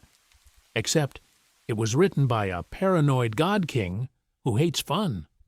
We already talked about the red line as a man-made cage, and the all blue as the original unbroken state. Now, layer on Joy Boy as event. Suddenly, the geography is not just about controlling ships, it's about controlling probability. You don't want one chosen one. You want to mathematically strangle the odds that the right people, bloodlines, and fruits ever sync up again. That is a very different kind of evil, because as far as design goes, splitting the ocean into 4 blues plus the Grand Line is genius in a horrible way. East, west, north, south. Each one is a little petri dish. Populations are isolated, lineages get stuck in local loops, devil fruits circulate in tiny feedback pools. The Gomu Gomu no Mi can bounce around the weakest sea for years without ever meeting the right will. You're not just fragmenting maps, you're fragmenting RNG. And then you add the Grand Line as this lethal middle strip. Reverse Mountain is the only place where all 4 seas converge, and, instead of mixing, the water just yeets itself uphill. People call that a cool set piece, to which I say, that's a literal controlled entry point. One funnel in, one funnel out, guarded by currents, storms, and a drunk skeleton whale. The system is screaming, "Do you really want this that badly?" Here's an interesting thing. Once you're in, the Grand Line, and especially the New World, function like a filter. Only the most stubborn, adaptable, and disgustingly lucky crews survive long enough to even approach a Joy Boy-level convergence. Every island is a test. Weather, politics, bizarre ecosystems, Vegapunk side projects. It's natural selection as content pacing. Fishman Island is where the firewall starts to glitch.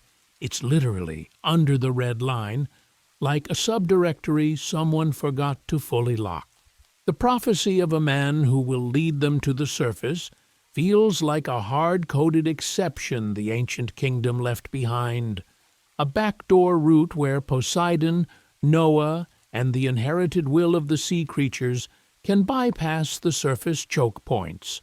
And to be fair, the world government's response is basically, "Cool city. Shame if a celestial dragon visited." Then you've got Raftel, Laugh-Tale as the final node.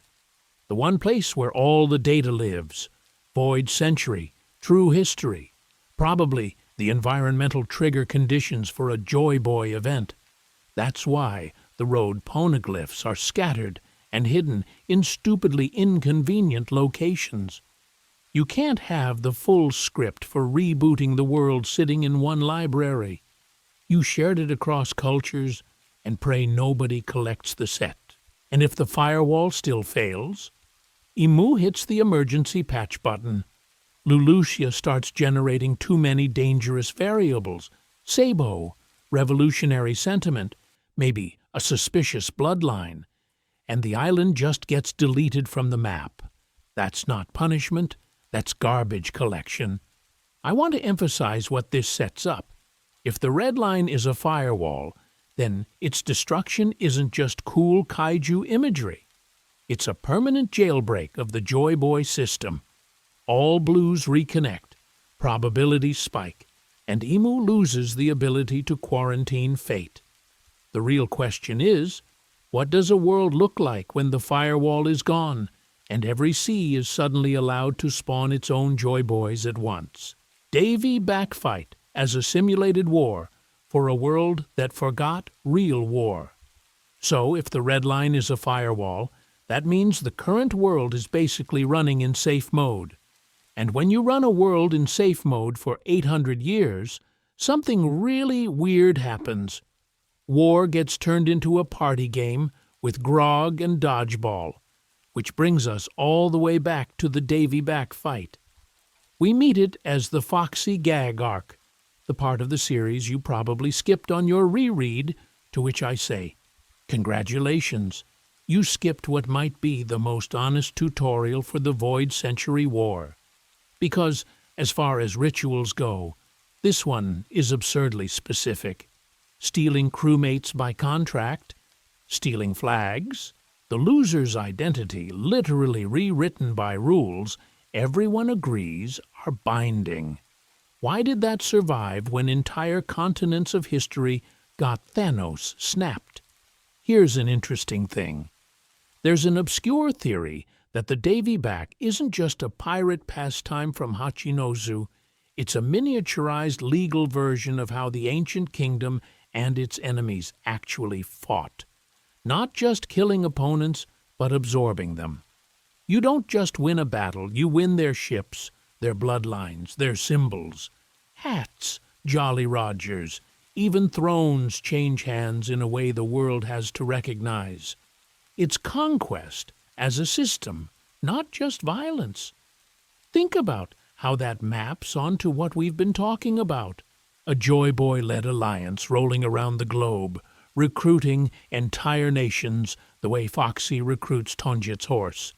A war where marriages, oaths, and games with very unfunny stakes consolidate power.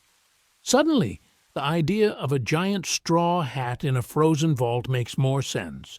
That's a trophy from the biggest Davy back in history.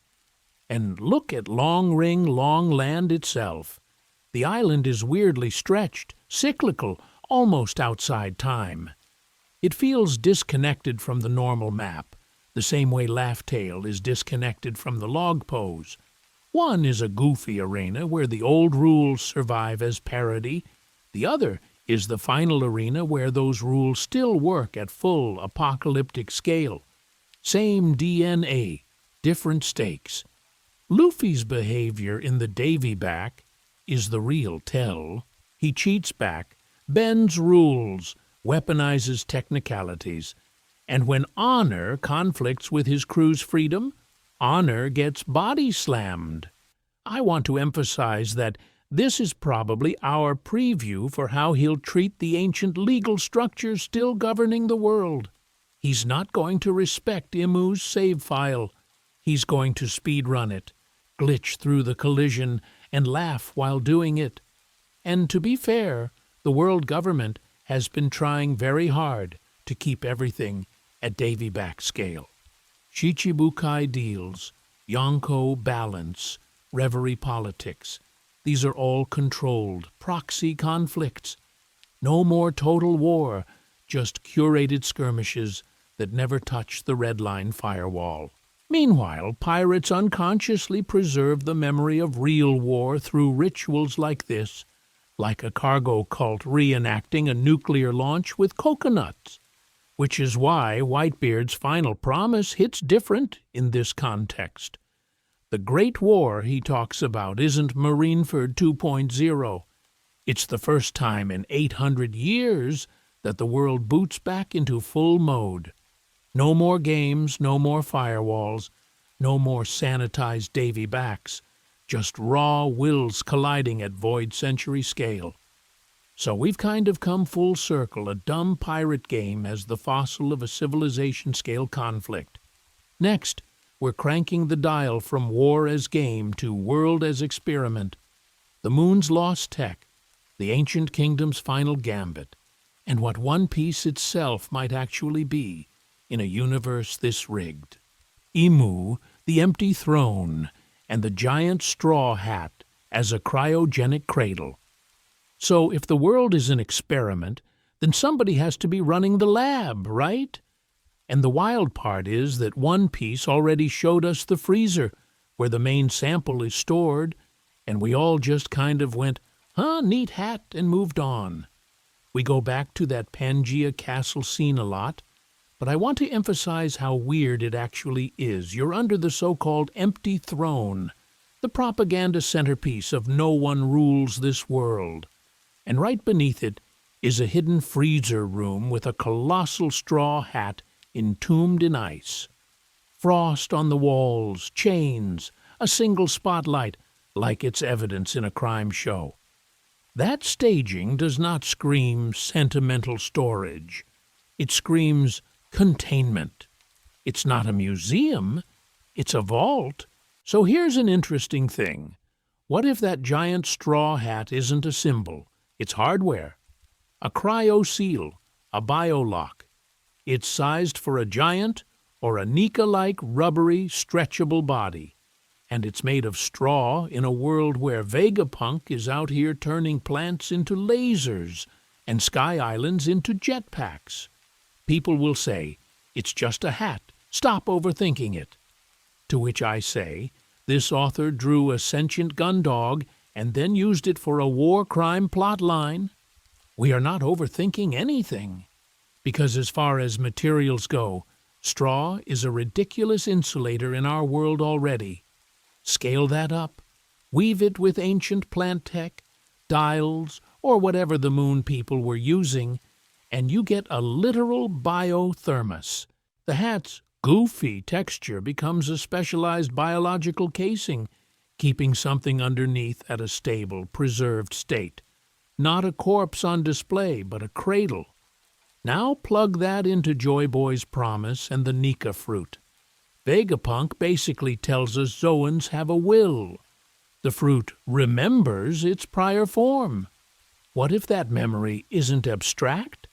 If Joy Boy's original body, or at least his genetic matrix, is preserved under that hat, then the Nika fruit has a reference template.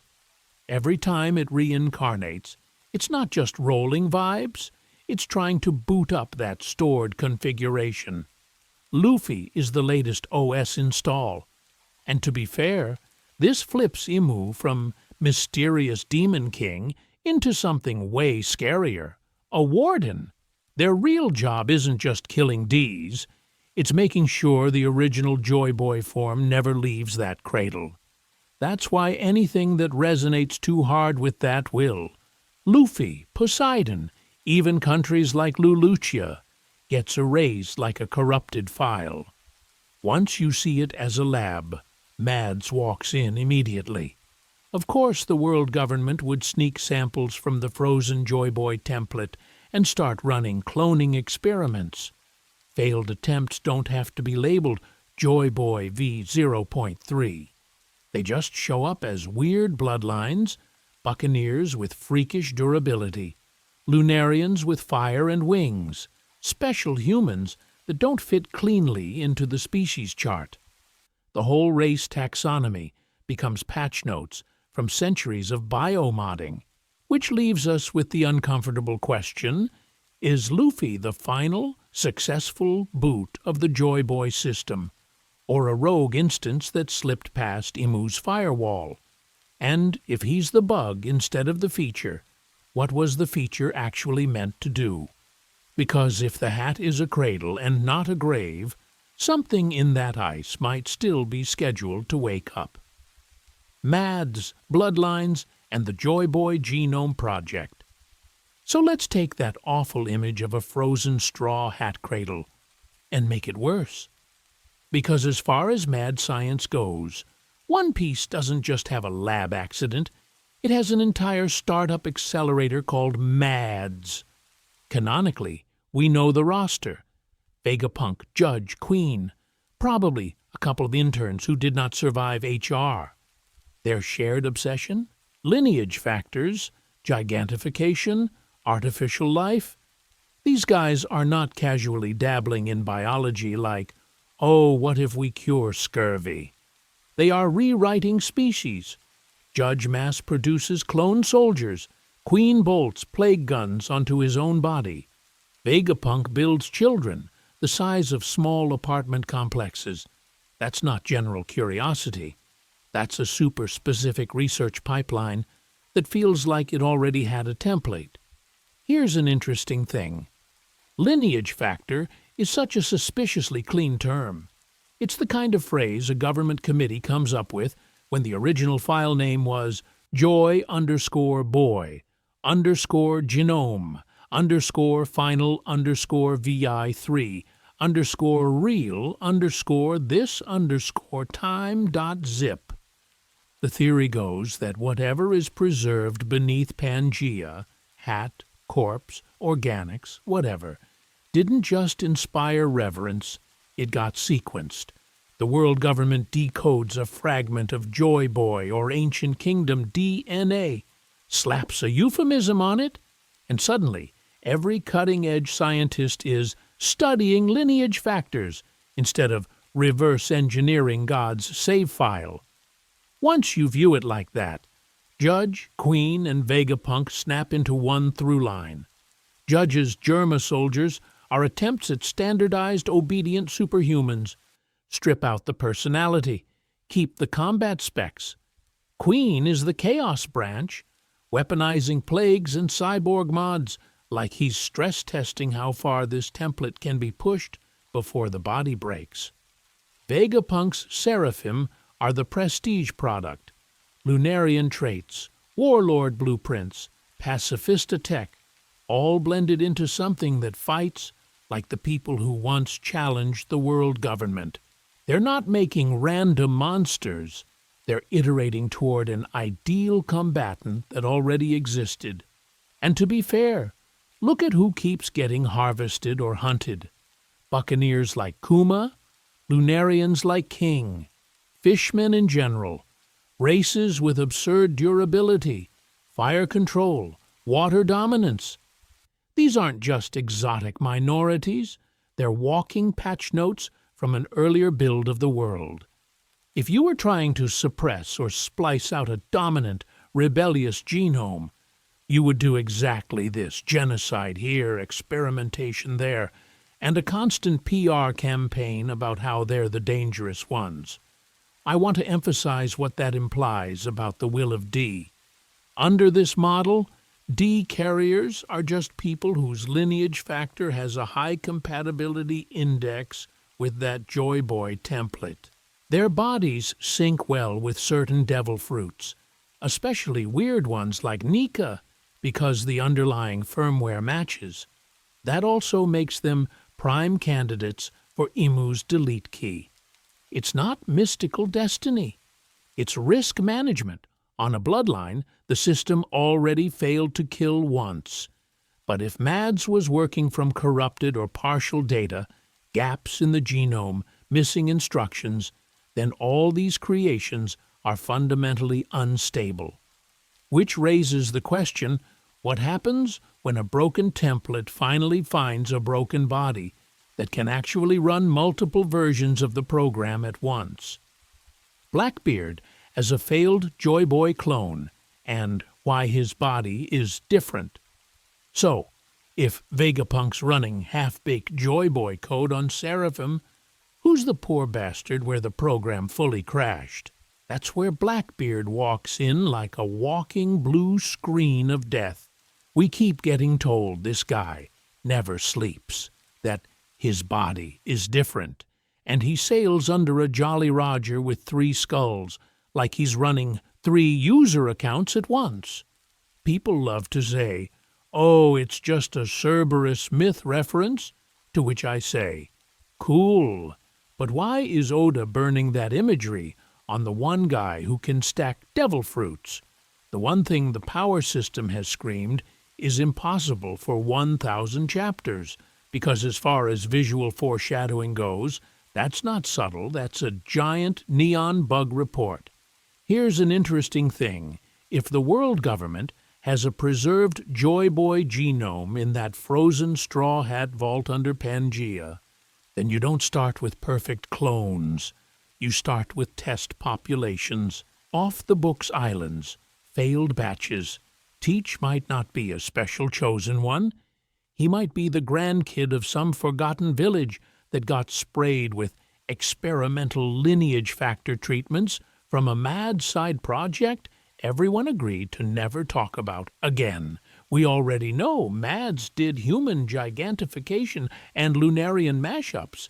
Is it really that crazy to think someone tried Joy Boy compatibility trials on live humans? I want to emphasize how messy that would be. You're trying to recreate a body that can safely host this Nika parasite god thing, but your template is corrupted, so you start stacking lineages. Lunarian durability here, giant vitality there, D-clan willpower over the top. The result?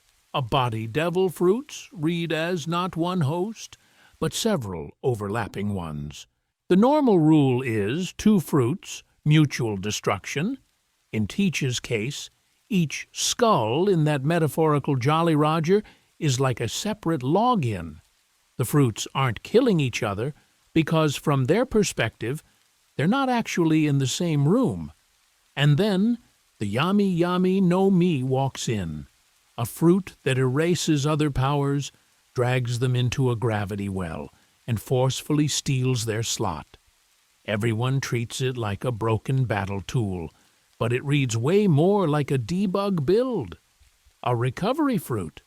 Something engineered, maybe by the same ancient tech that powered the moon city Enel found, to override, absorb, or reset parasitic powers that went rogue.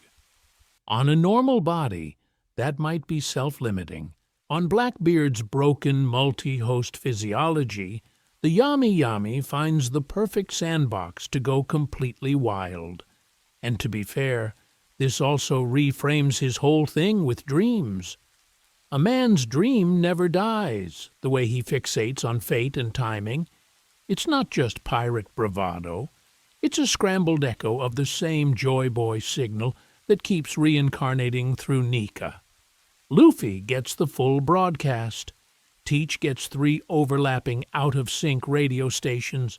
No wonder he's obsessed and kind of unhinged, which raises one last uncomfortable question.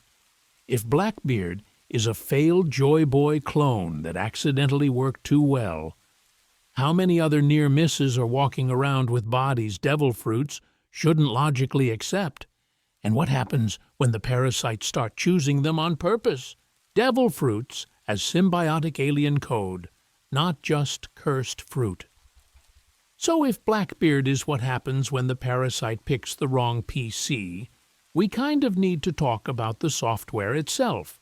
Because as far as cursed fruit goes, devil fruits behave way too much like a glitchy app store and not enough like mythology.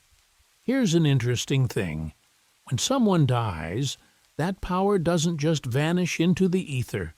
It literally respawns in the nearest ordinary fruit, like it just downloaded into the closest available device. Objects can eat fruits and become cannons that bark dogs. Zoans can awaken and start puppeteering their users, and Vegapunk straight up calls them the possibility of human evolution made real. That is not how normal botany works. That's a version control system.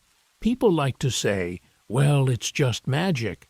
To which I say, mate, your magic has patch notes.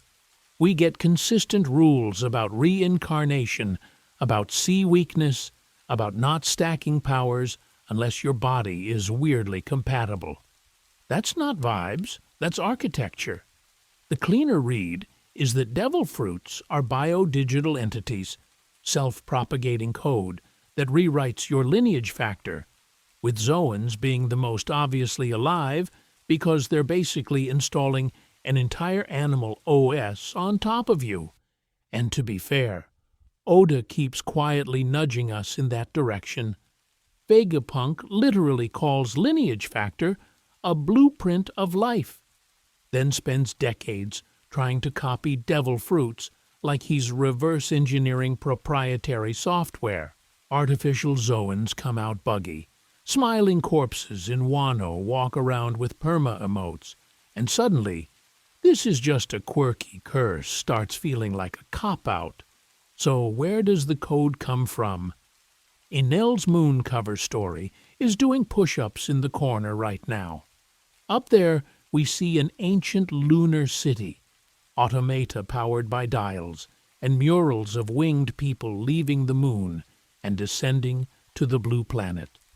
The idea that these same moonfolk or lunarians cooked up biotech fruits that let you survive in sea, sky, or near vacuum is actually not that wild.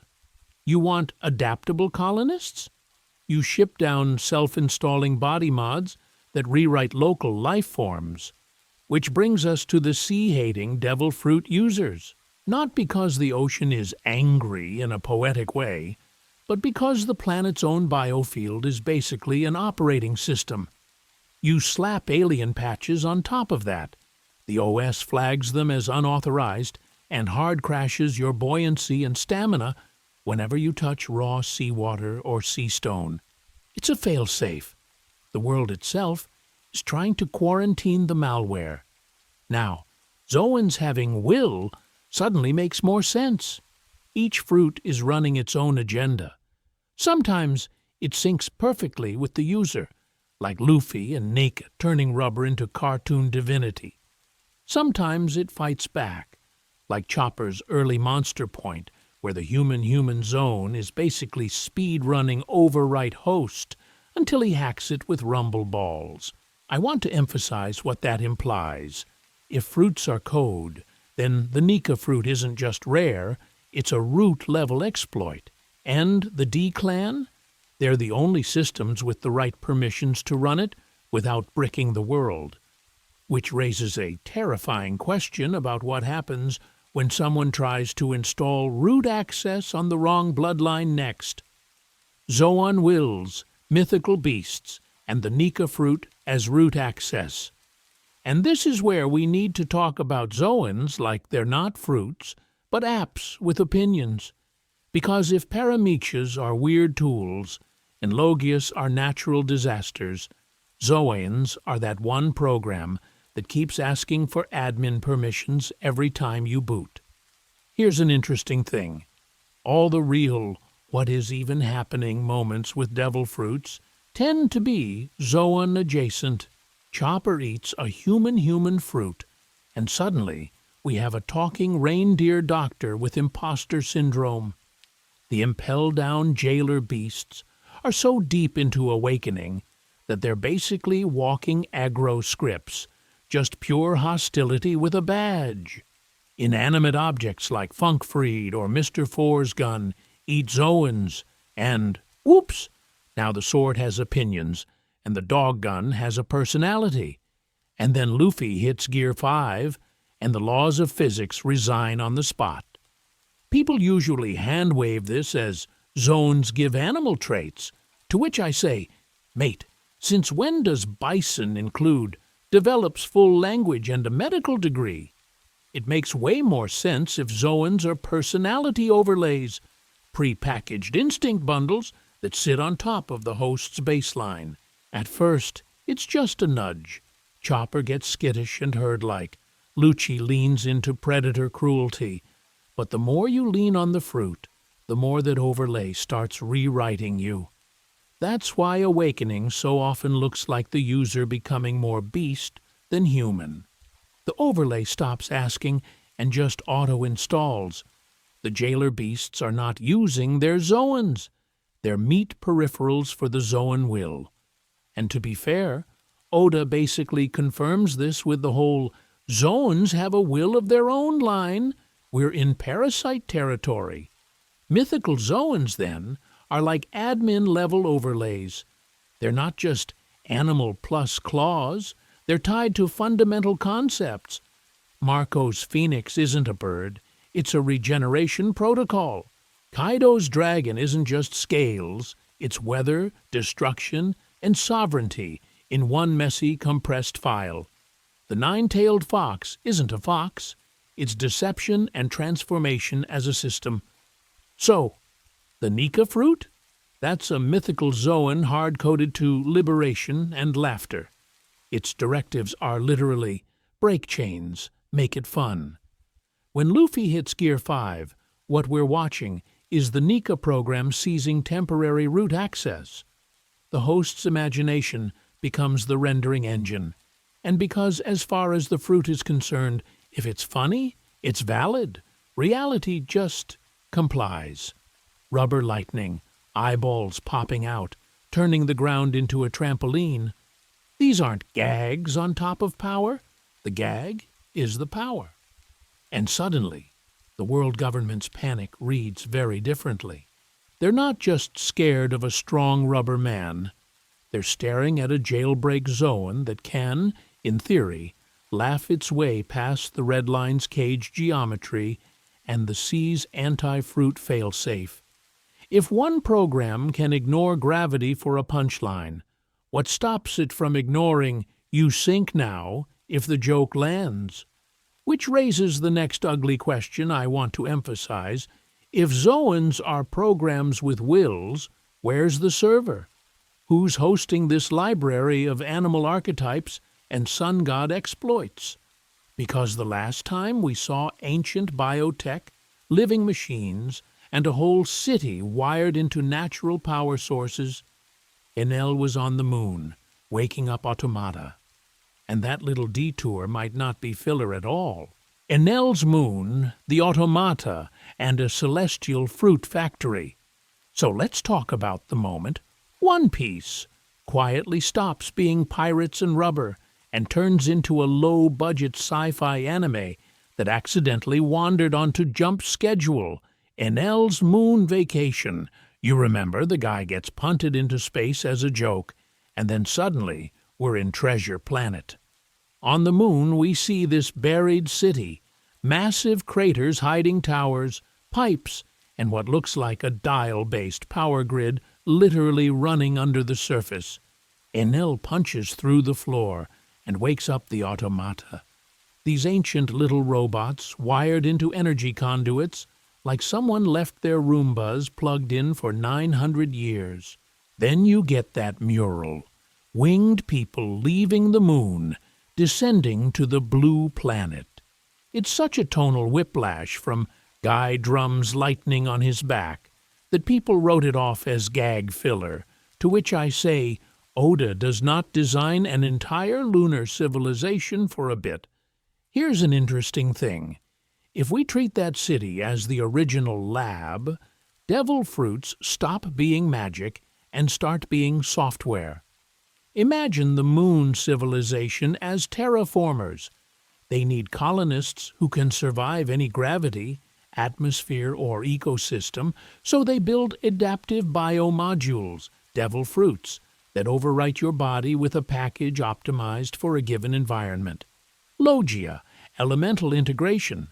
Zoan, local fauna templates, paramecia, weird edge case utilities that solved niche problems.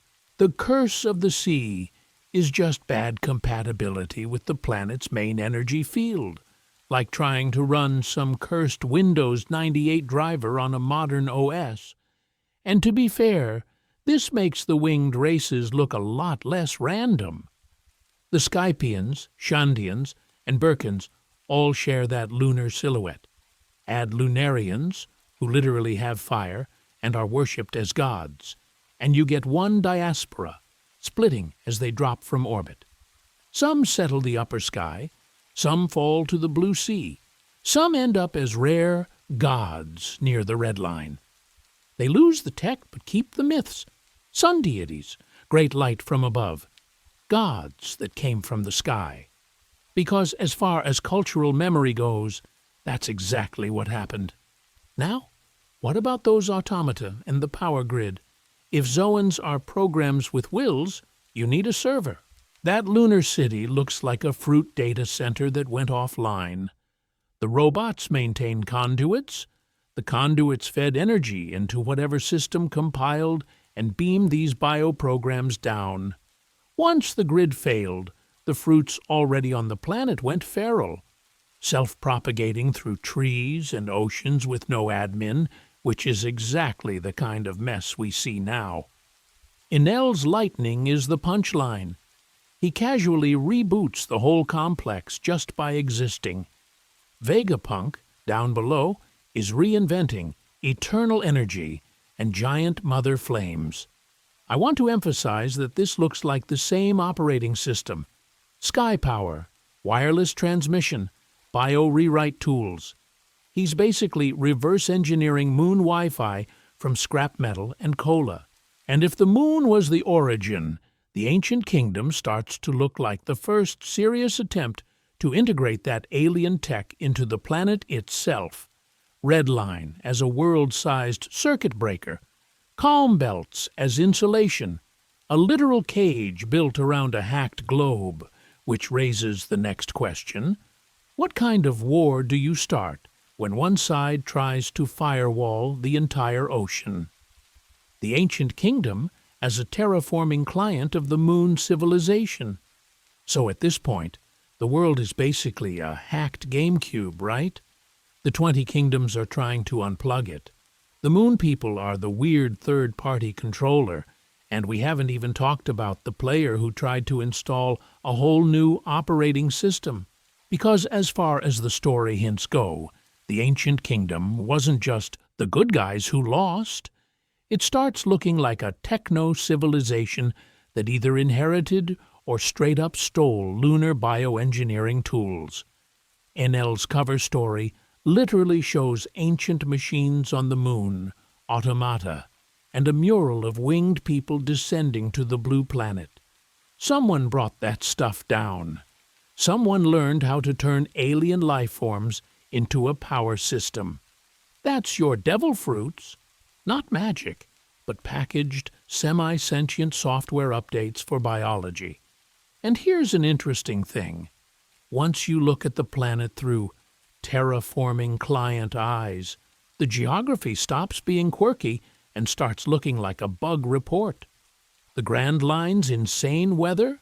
That's what happens when you half-install a climate control protocol and then pull the plug mid-update. The calm belts feel like leftover safety zones, the kind of buffer you'd build to stabilize an experiment. And the red line is just too much. A single continuous wall of land cutting the ocean into 4 instances of the same world. That's not geology, that's a partition. People will say, isn't that a bit much for one kingdom? To which I say, have you seen Vegapunk's lab? One weirdo with cloud tech and a caffeine problem can already rewrite the sky.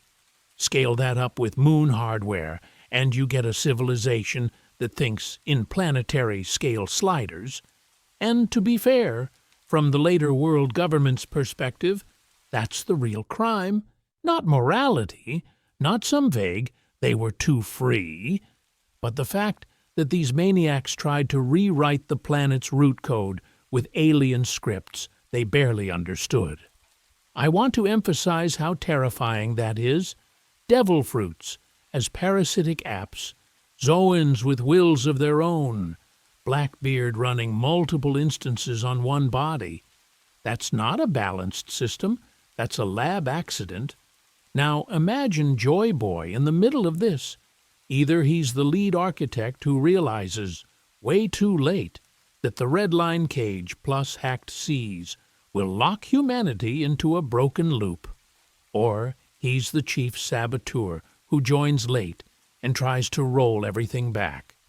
Suddenly, the poneglyphs read like patch notes. Here's what we changed. Here's what broke.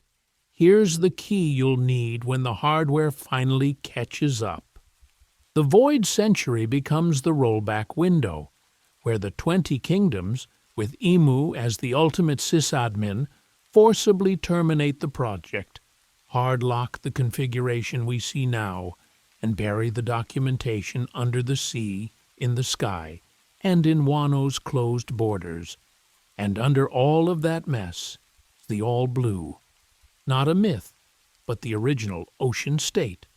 The default configuration the ancient kingdom was actually trying to restore before everything spiraled. So, if Luffy reaches that sea, is he finishing their patch? Or uninstalling it? Lunarians as root admins of the world's firewall. And if the oceans are running on some half-broken patch, we kind of have to ask, who was the original sysadmin, and why did they stop answering tickets? That's where the Lunarians stop being cool fire guys and start looking like the root admins of the planet's firewall. On paper, we don't know much. They have permanent flames on their backs, shrug off damage that would delete a Yonko commander, are rare enough to be basically an extinction event in humanoid form, and the world government is literally paying a bounty just for information. Not to kill them, not to capture them, to know about them.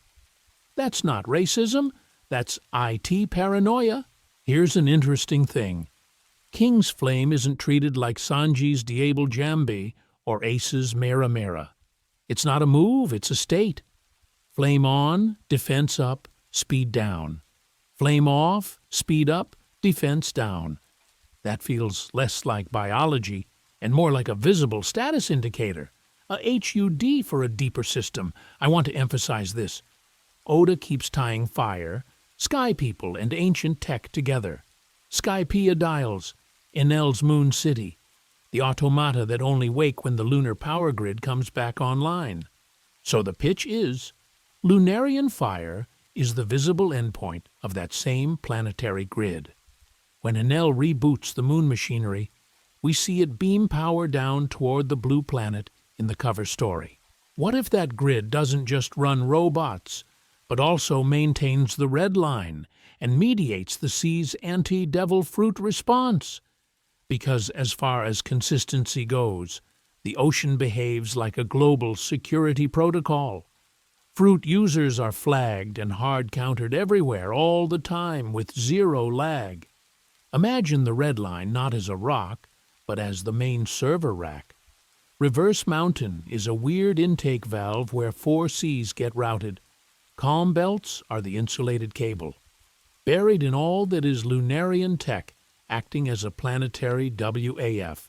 a web application firewall, but for pirates. King's Race were the custodians, living keys that could authenticate, override, or even shut down parts of the system. Suddenly, that information bounty makes a lot of sense.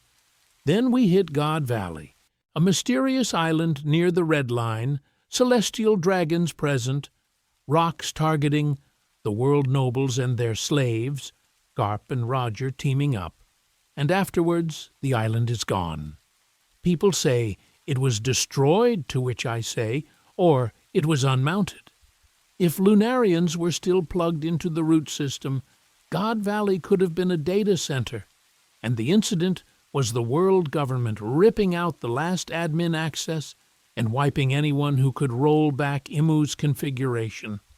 And, to be fair, King doesn't talk like a guy with a grand cosmic plan, but his loyalty to Kado, this obsession with a world where the strong, often fruit-enhanced, rule openly, reads like a subconscious pushback against a hidden firewall that keeps pruning abnormal power.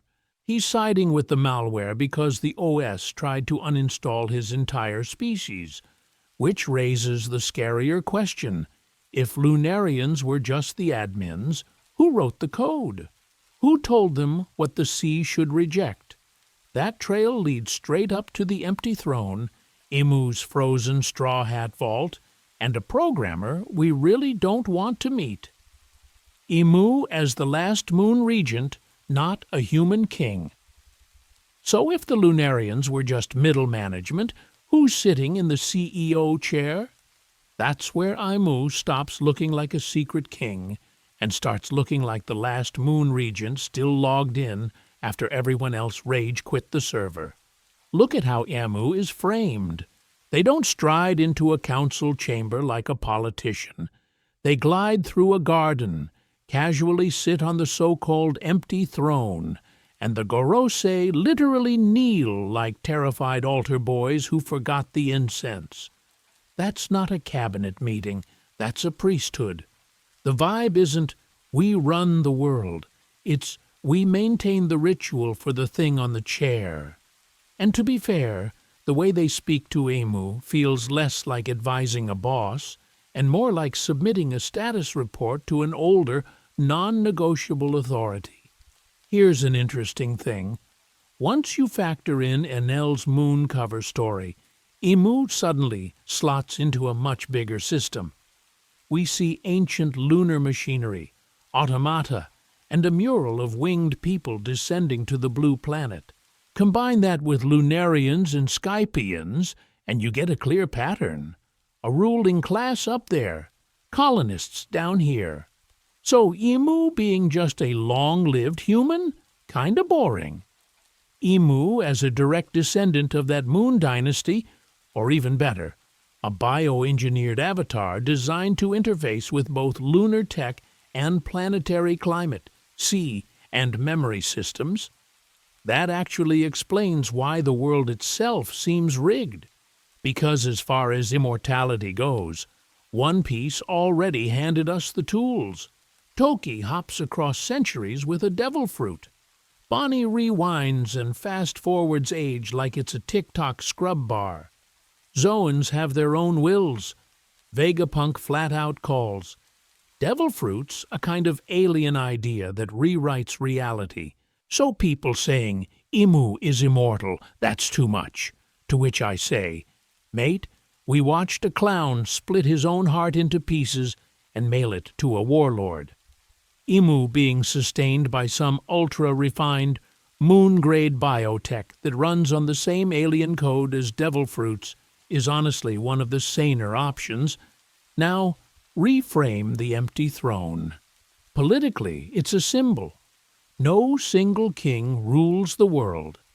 Technically, it might be a command chair, a literal interface node for the planet's control architecture with all the climate dials, sea level locks, and delete island buttons wired through it. Directly beneath it, we've got that frozen giant straw hat chamber. That's not just a creepy aesthetic choice, that's UI design. Emu sits on the control throne while Joy Boy's symbol, maybe his preserved DNA or template, is kept on ice right under their feet like a disabled admin account. From there, Emu's behavior stops being random cruelty and starts reading like maintenance. Lulucia, Bugged Island, wipe and reinstall. Bloodlines with the will of D, suspicious recurring error, quarantine or delete. Lunarian remnants, O'Hara scholars, inconvenient poneglyph hunters. That's the system auto-pruning any emergent pattern that might unlock a jailbreak from the current world state. I want to emphasize, if that's true, the final war isn't pirates versus Marines at all. It's jailbreakers versus the last sysadmin of a hijacked planet. And if Emu is the regent, who or what are they still taking orders from?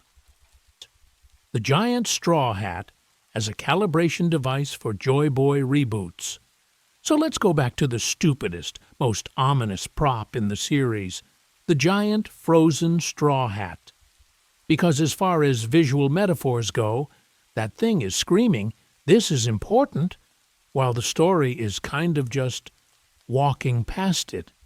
We see it once in a cryogenic vault under the world's political capital, guarded by Emu themselves. If it were just a memento, it wouldn't need its own personal Antarctic Costco freezer under Pangea Castle. You don't build a secret ice cathedral for Grandma's beach hat. You do that for a device, for a system that still has power. Now, the size. Everyone says, "Oh, it's a giant's hat." To which I say, not quite. It doesn't match an Elbaf giant like Oars, but it's way beyond human. It's sitting in that uncanny middle zone, like it was tailored for a specific hybrid scale. Think something between Saul and a tall human, a custom fit for Joy Boy's original body type. Almost like the hat is the missing measurement in a very cursed tailor shop. Human, giant, and Joy Boy. Here's an interesting thing. We keep treating it as straw, like it's just Wano-level weaving. But what if that straw is laced with ancient biofibers, Lunarian-adjacent tech from the same civilization that put machinery on the moon and dials in the sky? Fibers that can actually read and project lineage factor signatures. The hat doesn't just sit there. It stores a profile. Not a selfie, but Joy Boy's aura, his hockey pattern, his Nika waveform, whatever you want to call it. So every time a new Nika host pops up, the world doesn't just hear rumors. The calibration device pings. It compares the current awakening to the original template and spits out a compatibility score. This one's a goofy rubber boy, 62% match, moderate threat. Or, oh no, this one is dangerously close to the real Joy Boy, press the extinction button. Emu isn't just a paranoid ruler, they're the sysadmin watching a dashboard for one specific user to log back in. And to be fair, that suddenly makes the world government's reaction to Luffy in Wano feel a lot less random. Why did the news of his Gear 5-style awakening travel at light speed to the Gorosei? Why did they instantly jump to that fruit, that name, that threat level? Because the hat had already lit up like a server rack on fire. The system had been waiting centuries for a threshold match, and Luffy finally crossed whatever percentage triggers a kill order. I want to emphasize, if the hat is a calibration device, it's also a weakness. Destroy it, steal it, or scramble its biofiber readout, and you desync Emu's ability to accurately track Joy Boy. Suddenly, the sysadmin is blind, the dashboard is lying, and the jailbreakers get a window. But what if the hat isn't the only piece of that calibration rig? What if there's a matching component out in the open, masquerading as something we've been laughing at for years? Davy back as world-level clause, how to steal an island or a sea. So let's commit to the bit and crank this up. What if Davy Back isn't just a pirate game? It's literally a root-level command in the planet's operating system. People say, "Come on, it's the Foxy Ark." To which I say, yeah. And Skypia was the funny cloud ark that secretly contained a moon civilization and void century war murals. Here's an interesting thing. The world of One Piece already behaves like it's running alien code. Log poses don't track magnetism like a sane compass. They lock onto island signatures. Currents slam 4 oceans up a mountain. Calm belts are just still, like someone toggled "No Sea Kings, No Wind" in a dev menu. That's not weather, that's a system. And we know from Enel's cover story that advanced Lunarian-adjacent tech existed, with dials powering ancient machines and winged people literally descending to the blue planet. So the idea is that the original Davy Back protocols weren't just social contracts. They were hooks into that same alien code that governs routes, currents, and which flag the sea itself acknowledges. Because, as far as pirates are concerned, this is my territory, only matters if the ocean agrees. So, imagine designated arenas along the Grand Line, places like Hachinozu, or weird Grand Line zones where the code is exposed. You win a high-tier Davy Back there, following the old rites, and the world's routing tables quietly update. The sea currents bend.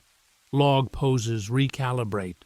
Suddenly, when a ship sails through, the metaphysical paperwork says, "Congrats, you're in Whitebeard's waters now," even if the Marines are screaming about jurisdiction. That reframes pirate eras completely.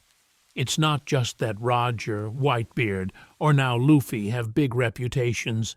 It's that some of their legendary clashes and pacts accidentally hit these hidden clauses.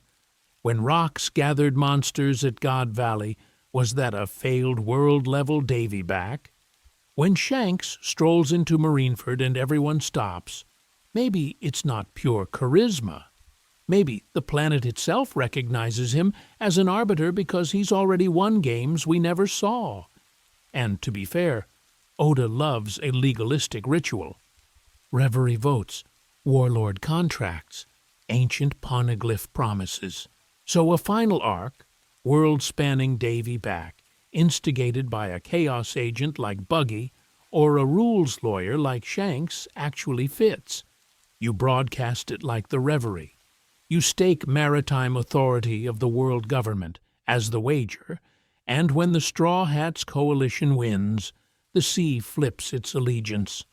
Buster calls hit like wet noodles because the currents themselves are no longer on their side. I want to emphasize how stupidly perfect this is for Sanji. If those routing tables can be edited as a prize condition, you can literally unlock the all-blue as the reward for a global match, merge the seas, reroute ecosystems, and the ocean complies because the ancient game said so. But there's one more layer of cursed fine print here.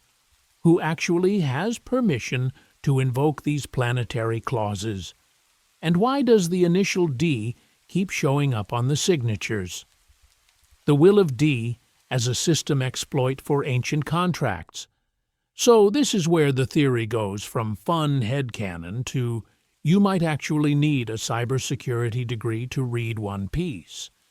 Because as far as the series is concerned, the people with the initial D are not just important. They behave like walking cheat codes in a very locked-down world. Look at the recurring traits. D carriers laugh at their own deaths like the universe can't fire them. Roger smiling at the execution, Ace grinning in Marineford, Luffy literally giggling while getting crushed by Kaido. They defy fate. They survive things no one should, and everywhere they go, history bends. Blackbeard topples Whitebeard's era. Law rewrites the power balance with one fruit.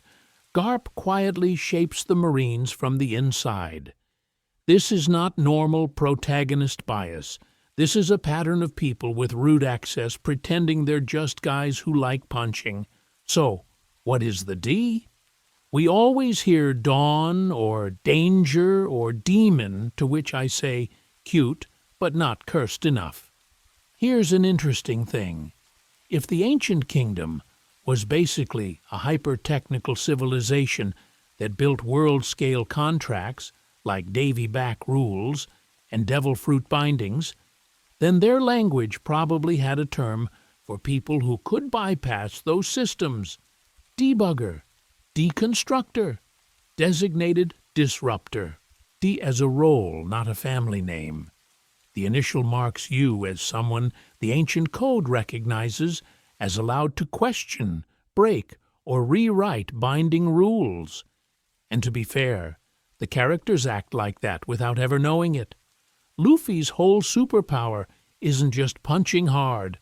It's turning hard enemies into ride-or-die allies. Crocodile, Bellamy, even freaking Lucci is now in this vague, temporary co-worker zone. That's what it looks like when a user has elevated permissions inside a social contract system. Laws op fruit? He casually edits life, death, and identity. Garp bends marine rules so hard that the organization has to pretend it didn't see anything. These aren't rebels outside the system. These are admins abusing tools the system itself gave them. Now, plug that into devil fruits. We're told Zoans have a will of their own. Vegapunk basically calls the fruits alien ideas that hijack humans, and most users feel dominated by their powers. A D, though, might harmonize with that will instead of being overwritten. Luffy and Nika don't read as possessed, and it's a partnership. Gear 5th feels like the fruit going, finally, a user with the right permissions, and Luffy going, cool, I'm gonna cartoonify reality now. Then you take that same exploit key and drop it into a Davy back ritual. If a D leads a crew into the game, they might hit a hidden clause that normal captains can't even see. The layer that talks to the ocean routing tables, the red line status flag, the calm belt's settings. Win at that level, and the prize isn't just stealing Foxy's crew. It's rewriting how the planet itself is partitioned.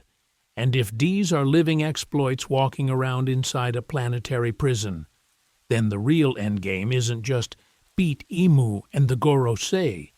It's use that exploit to finally unlock the world cage they're sitting on. Which raises a very rude question we're going to get into next. What kind of civilization was arrogant enough to build a lock that big in the first place? Unlocking the world cage, Joy Boy's final patch, and the true One Piece. So when we ask who was arrogant enough to build a lock that big, the nasty answer might be everyone. The Moon People, the Ancient Kingdom, even Joy Boy. Because as far as this theory goes, the whole planet is basically a legacy app that's been patched, hot-fixed, and duct-taped for 1,000 years.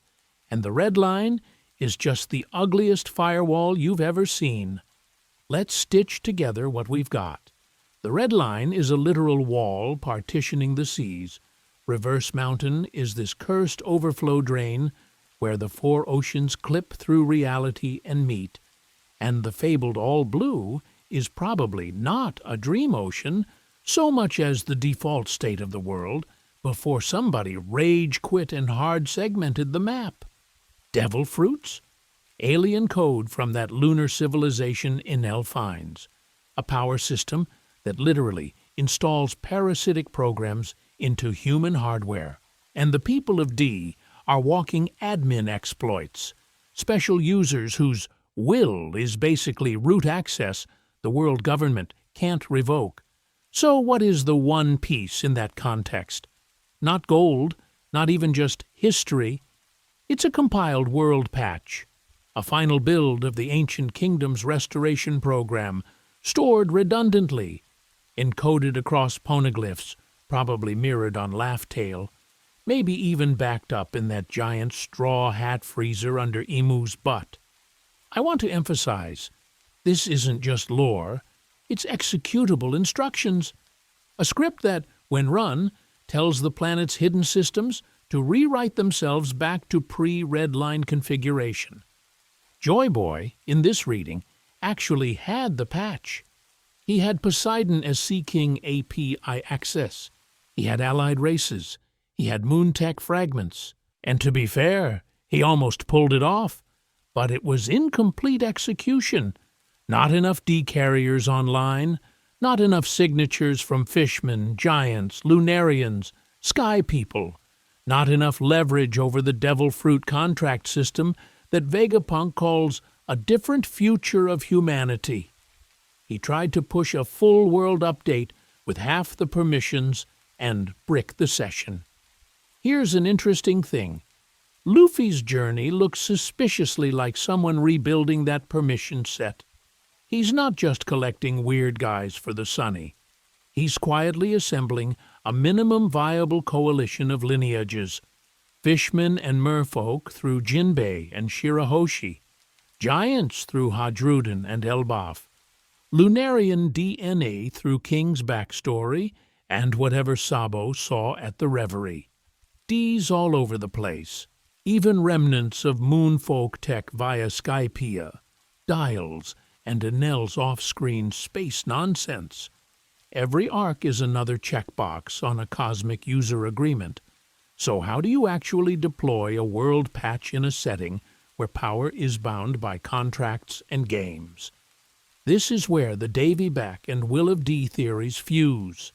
The final conflict might be a ritualized war, a planet-scale Davy Back where crews, islands, maybe entire seas are stolen by right of victory. Win the game, claim the world's ownership flag, and you finally have legal authority in the system to run Joy Boy's script, collapse the red line, and bring back the all-blue. And if the world is a cage and the One Piece is the key, the real horror question isn't, what is the treasure? It's what breaks when we actually turn it. Does the patch delete devil fruits? Does it wipe the celestial dragons? Or everyone tied to the old contract? Are we cheering for a utopia or a hard reset? To which I say, let's talk about what a global uninstall might really cost.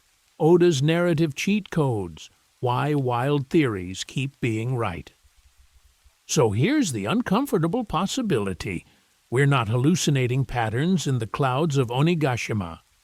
Oda is, and because as far as shared delusions go, his track record is terrifyingly good, we kind of have to take the crack stuff seriously. Think about how many "you're insane, shut up" ideas turned real. Luffy's fruit being special? People laughed at "my rubber boy is secretly a god." And then Nika walked in like, "Hi, I'm Toon Force Jesus, an invisible king above the Gorosei." Imu was a tinfoil hat mascot for years. Nika being an actual in-world legend instead of a fan meme? Canon. Oda loves taking the theory you posted at 3 a.m. and retroactively making it look like you were in the room with his editor. And to be fair, he does this by cheating in a very specific way. He plants visual motifs decades early. The straw hat on Shanks, then on Luffy, then gigantic and frozen under Pangaea. Moons everywhere, from Skypiea murals to Blackbeard's flag layout. Drums, from Luffy's heartbeat to Binks's psyche. He hides lore in SBS like it's a cursed DLC manual, then uses joke arcs as lore delivery systems. Thriller Bark is zombie sitcom, also a Mariah Kaido prototype. Long Ring, Longland is gag geography, also where Davy Backfight appears, which is allegedly just pirate games from Hachinosu, allegedly. Here's an interesting thing. The Moon Civilization and Enel's cover story are basically a tutorial in Oda's narrative language. You think it's a goofy epilogue where Lightning Man cosplays astronaut. Then you notice ancient machinery powered by dials, automata, and murals of winged people descending to the blue planet. That quietly rewires the entire cosmology of the world. Suddenly, Skypia ruins, the Void Century, and even Lunarians don't feel separate. They're one big, weird lunar export business. Devil fruits went through the same glow-up. They start as simple power-ups, funny, swim-locked superpowers. Then we get Zone Wills, Vegapunk saying the fruits embody people's desires, and Nika turning out to be an actual god baked into a fruit. Now you hear sentient alien parasite fruits manipulating history, and, to which I say, that's just one more step along a path Oda already drew. The system is literally drifting toward spiritual, historical, dream-powered biology. Oda also adores mirrored cycles, Joy Boy and Luffy as parallel clowns, the Will of D as this recurring middle initial curse, islands and civilizations repeatedly wiped, rebuilt, and mythologized. I want to emphasize, a Joy Boy genome project is just the sci-fi skin on that same loop. Instead of inheriting a will, you're inheriting a bloodline template someone tried to mass produce. The red line and all blue theory fits the same pattern. Oda makes geography do theme work. Grand line as chaos, calm belt as stagnation, red line as a literal wall of oppression, all blue as unity.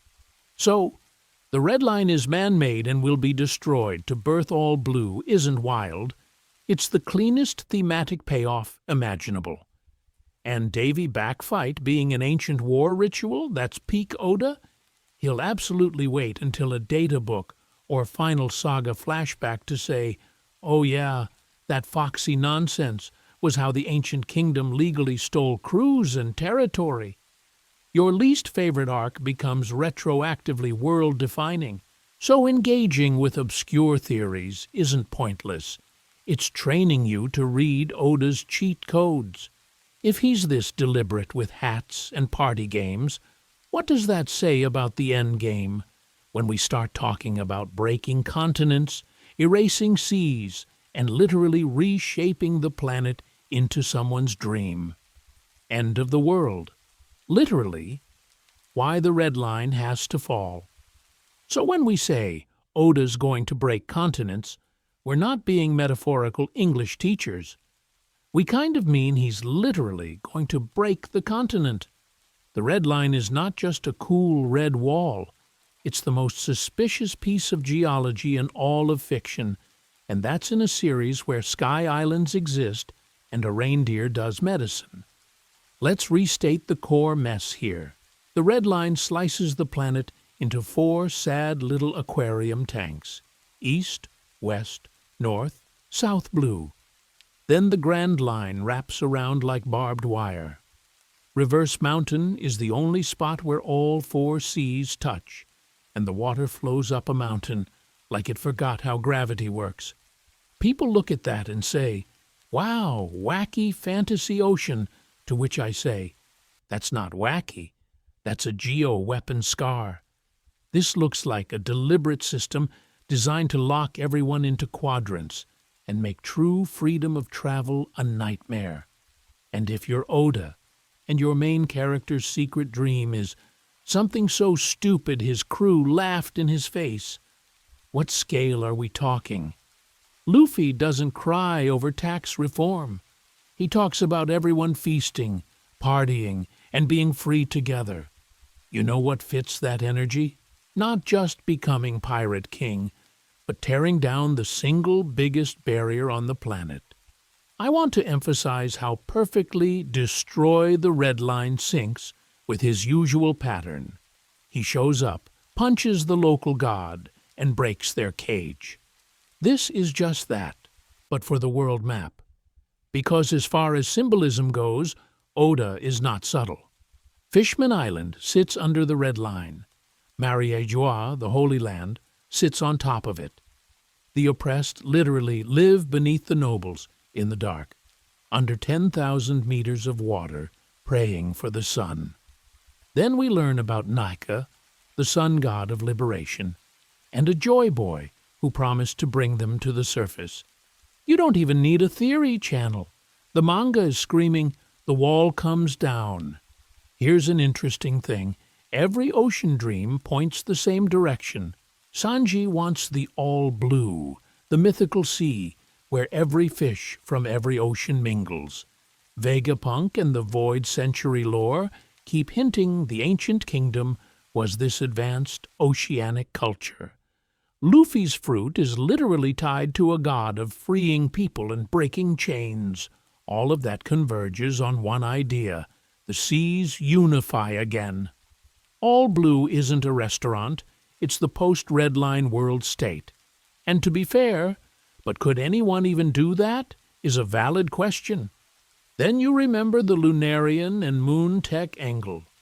Enel flies to the moon in a balloon boat, finds a ruined city, robots, and a mural of winged people descending to the blue planet. We already have sky islands held up by clouds, weather-controlling dials, and a race that can survive in any environment. If ancient people could casually build in the sky and maybe leave the planet, reshaping one continental wall is absolutely on the table. Mechanically, how does it fall? Easiest version, ancient weapons. Poseidon commands Sea Kings. Pluton is a world-class warship designed to nuke islands. Combine Talk to the Ocean's kaiju with ship-sized super cannon, and the Red Line starts looking very breakable. Or we go weirder. A Joy Boy tier fruit awakening that lets someone rewrite rock and sea on a planetary scale. Or a chain reaction when devil fruits are returned to the sea. If fruits are alien parasites, maybe the current world configuration is literally a containment system, and breaking the Red Line breaks the jar. And that's the uncomfortable idea. What if the calm belts, the Grand Line weirdness, the whole layout, are part of a prison built to manage these powers? People say, Oda wouldn't change the map that much at the end. And I just stare at Reverse Mountain. He set up the most over-engineered ocean in shonen history, and we think he's leaving it untouched? So, if the world is going to be physically rewritten, what happens to devil fruits, to Joy Boy's legacy, to all the secret projects built on the old system? If you pull out the Red Line Jenga block, what exactly comes crashing down with it? When the sea eats the fruits, a post-devil fruit world. So here's the doomsday scenario nobody wants to think about. What if the sea isn't just killing devil fruit users? It's slowly winning. Like the planet itself is trying to uninstall a bad app. We've been trained to treat fruits as fun little gotchas, but as far as the text goes, they're invasive entities. Zoans literally have wills of their own. We've got objects eating fruits, Chopper being borderline possessed, and Blackbeard running a three-body mess of a biology experiment. Then you remember Enel on the moon finding ancient machines and murals of people descending to the blue planet. And you go, oh, cool, we're in a cosmic horror story. Vegapunk steps in like, devil fruits are the embodiment of humanity's desire to evolve, to which I say, that is exactly how you'd pitch a symbiotic parasite. Hey buddy, want power? Tiny side effect, you can't swim, and the ocean hates you forever. That's not a blessing, that's a contract, and to be fair, it tracks. The more people chase unnatural evolution, the more the world itself responds with this giant, salty antivirus program. So, if we yank out the Red Line Jenga block and unify the seas, what happens to that contract? Right now, the curse is global. Touch seawater, lose power. But imagine the ocean as one connected nervous system that's been fractured by this giant scar wall. When the Red Line falls, and the all blue actually exists, the sea, as an enemy, might change shape. Maybe some regions become neutral zones where fruits don't shut off.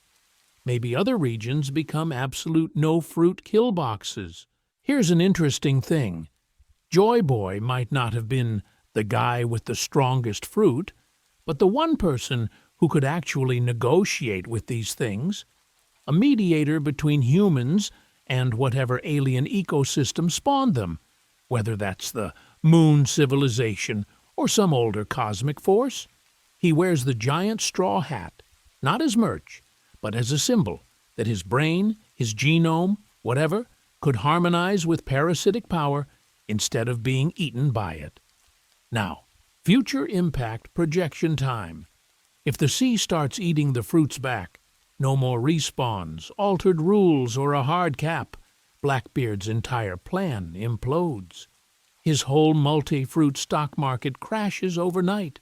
Luffy, meanwhile, goes from rubber godman to the guy who proved you don't need a fruit to be free. His legacy becomes about breaking dependence on external power. And the world government? They lose their best control mechanism. Pacifistas built around Kizaru's light. Seraphim stuffed with Lunarian DNA and stolen abilities. Imu sitting over a frozen hat, guarding what is probably Joy Boy's original save file. But I want to emphasize, it doesn't have to be a full reset. A more moderate outcome is that fruits remain, but Vegapunk's data leaks, and the origin and risks become common knowledge. Suddenly, eating a fruit is an informed contract, not a mysterious miracle. In that world, the Davy Back fight stops being a goofy, foxy gag and starts looking like a ritualized, low-stakes version of ancient war law, a way to gamble souls, crews, and abilities without mass slaughter. And if that pirate game is a degraded echo of real Void Century rules, then all of this loops back to Joy Boy, that giant straw hat in the ice, and why one specific bloodline terrifies the people sitting on top of the world. Because as far as they're concerned, the last person who could rewrite the deal between sea, fruits, and humans almost broke the system once, and might be about to log back in. Joy Boy as root user, the one genome to rule them all. So let's take the scary version of that log back in line and just commit to it. Joy Boy wasn't just a guy. He was the root user. Not Pirate Jesus, not Fishman MLK, but the one biological account on the planet that had full admin permissions over devil fruits, ancient weapons, and probably the climate control too.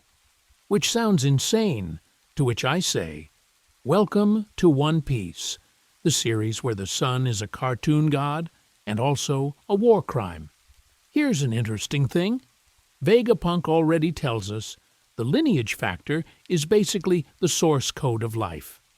Mads spends years poking it, cloning it, stapling it onto robots. Zoans are said to have a will of their own. Lunarians come preloaded with flame hacks and damage reduction. Put that together, and you get a very simple, very cursed idea. Joy Boy's body was the one template that could safely stack all of these systems without crashing. Multiple fruits, ancient weapons, Lunarian fire, maybe even direct interface with the planet's settings menu. Suddenly, that giant straw hat in the cryovault stops being a weird fashion freezer and starts looking like a hard drive. They're not just keeping a relic. They're preserving a body type, a genome, a pattern. You don't build a frozen cathedral under Pangaea Castle for drip. You do it because you either want the option to reinstantiate that user someday, or you want to make absolutely sure nobody else ever does. And to be fair, if the last admin almost wiped your authoritarian save file, you'd be a little paranoid too. Look at what the world government actually funds. Mads carves up lineage factors. They experiment on a Lunarian kid. They build seraphim that are literally Lunarian bodies, plus warlord DNA, plus pacifist tech, plus green blood fruit copies. That is a brute force attempt to recreate a Joy Boy tier host in a lab. What if we just kit bash our own root user out of orphans and lasers, is the most Gorosei sentence imaginable. Blackbeard then reads this whole situation like a half-remembered wiki page. He grabs multiple fruits, has a body that isn't normal, and builds a crew of walking disasters. But it's all accumulation and control. No liberation, no harmony with the fruit wills, just hoarding. He's a corrupted Joy Boy install. The code kind of runs, but everything's malware. Luffy's Nika awakening is the opposite. The fruit's will and the host's personality line up. The power wants freedom and laughter. The guy wielding it already lives that way. That's the correct admin login. The system gives you everything because you're the one user it was designed not to fear. Which brings us to the will of D. What if that's the distributed backup? Not just a middle initial, but fragments of that original Joy Boy pattern scattered across families, so you can't delete the root user without the whole world forgetting how to be free. Now, plug in the Moon People.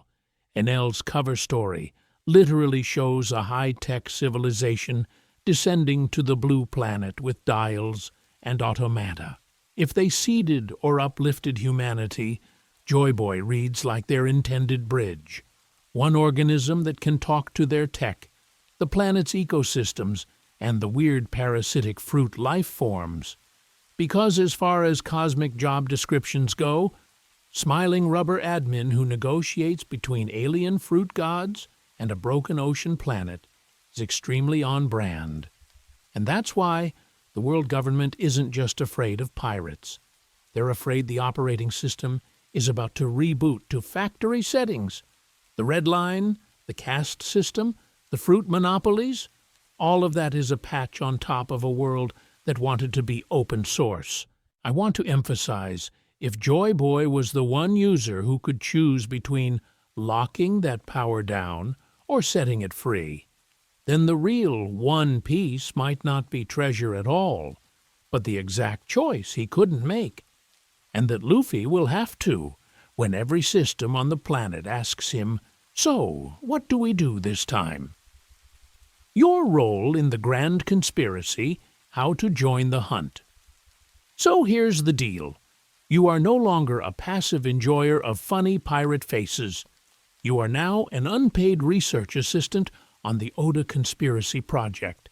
Congratulations, condolences, welcome to the mess. First, I want you to plant your flag. Which of the 4 pillars actually clicked for you, and which one made you go, "Okay, that's cute, but absolutely not"? Was it moon tech that felt weirdly plausible because of Enel's cover story, or the Joy Boy genome stuff that sounded like we stapled sci-fi onto a cartoon? Drop it in the comments, in your Discord, wherever you yell about power systems. And to be fair, this is nonsense, but I love it, is a perfectly valid category. Now, homework. Fun homework, but still. If the Moon Civilization pillar grabbed you, rewatch Skypiea, and then read Enel's cover story all the way through. The automata, the mural of winged people going down to the blue planet, the ancient machinery powered by dials. Ask yourself, if this is filler, why is it doing more Void Century foreshadowing than half the main story? If you're a devil fruit parasite truther go back to any Zoan moment, then hit the SBS and the Vegapunk flashback, where Oda literally says Zoans have a will of their own. For the Joy Boy clone idea, dig into everything with Mads, the giant straw hat in the frozen vault, and every time the story quietly mentions special bodies like Blackbeard's. For the world is cage people, rewatch Reverse Mountain.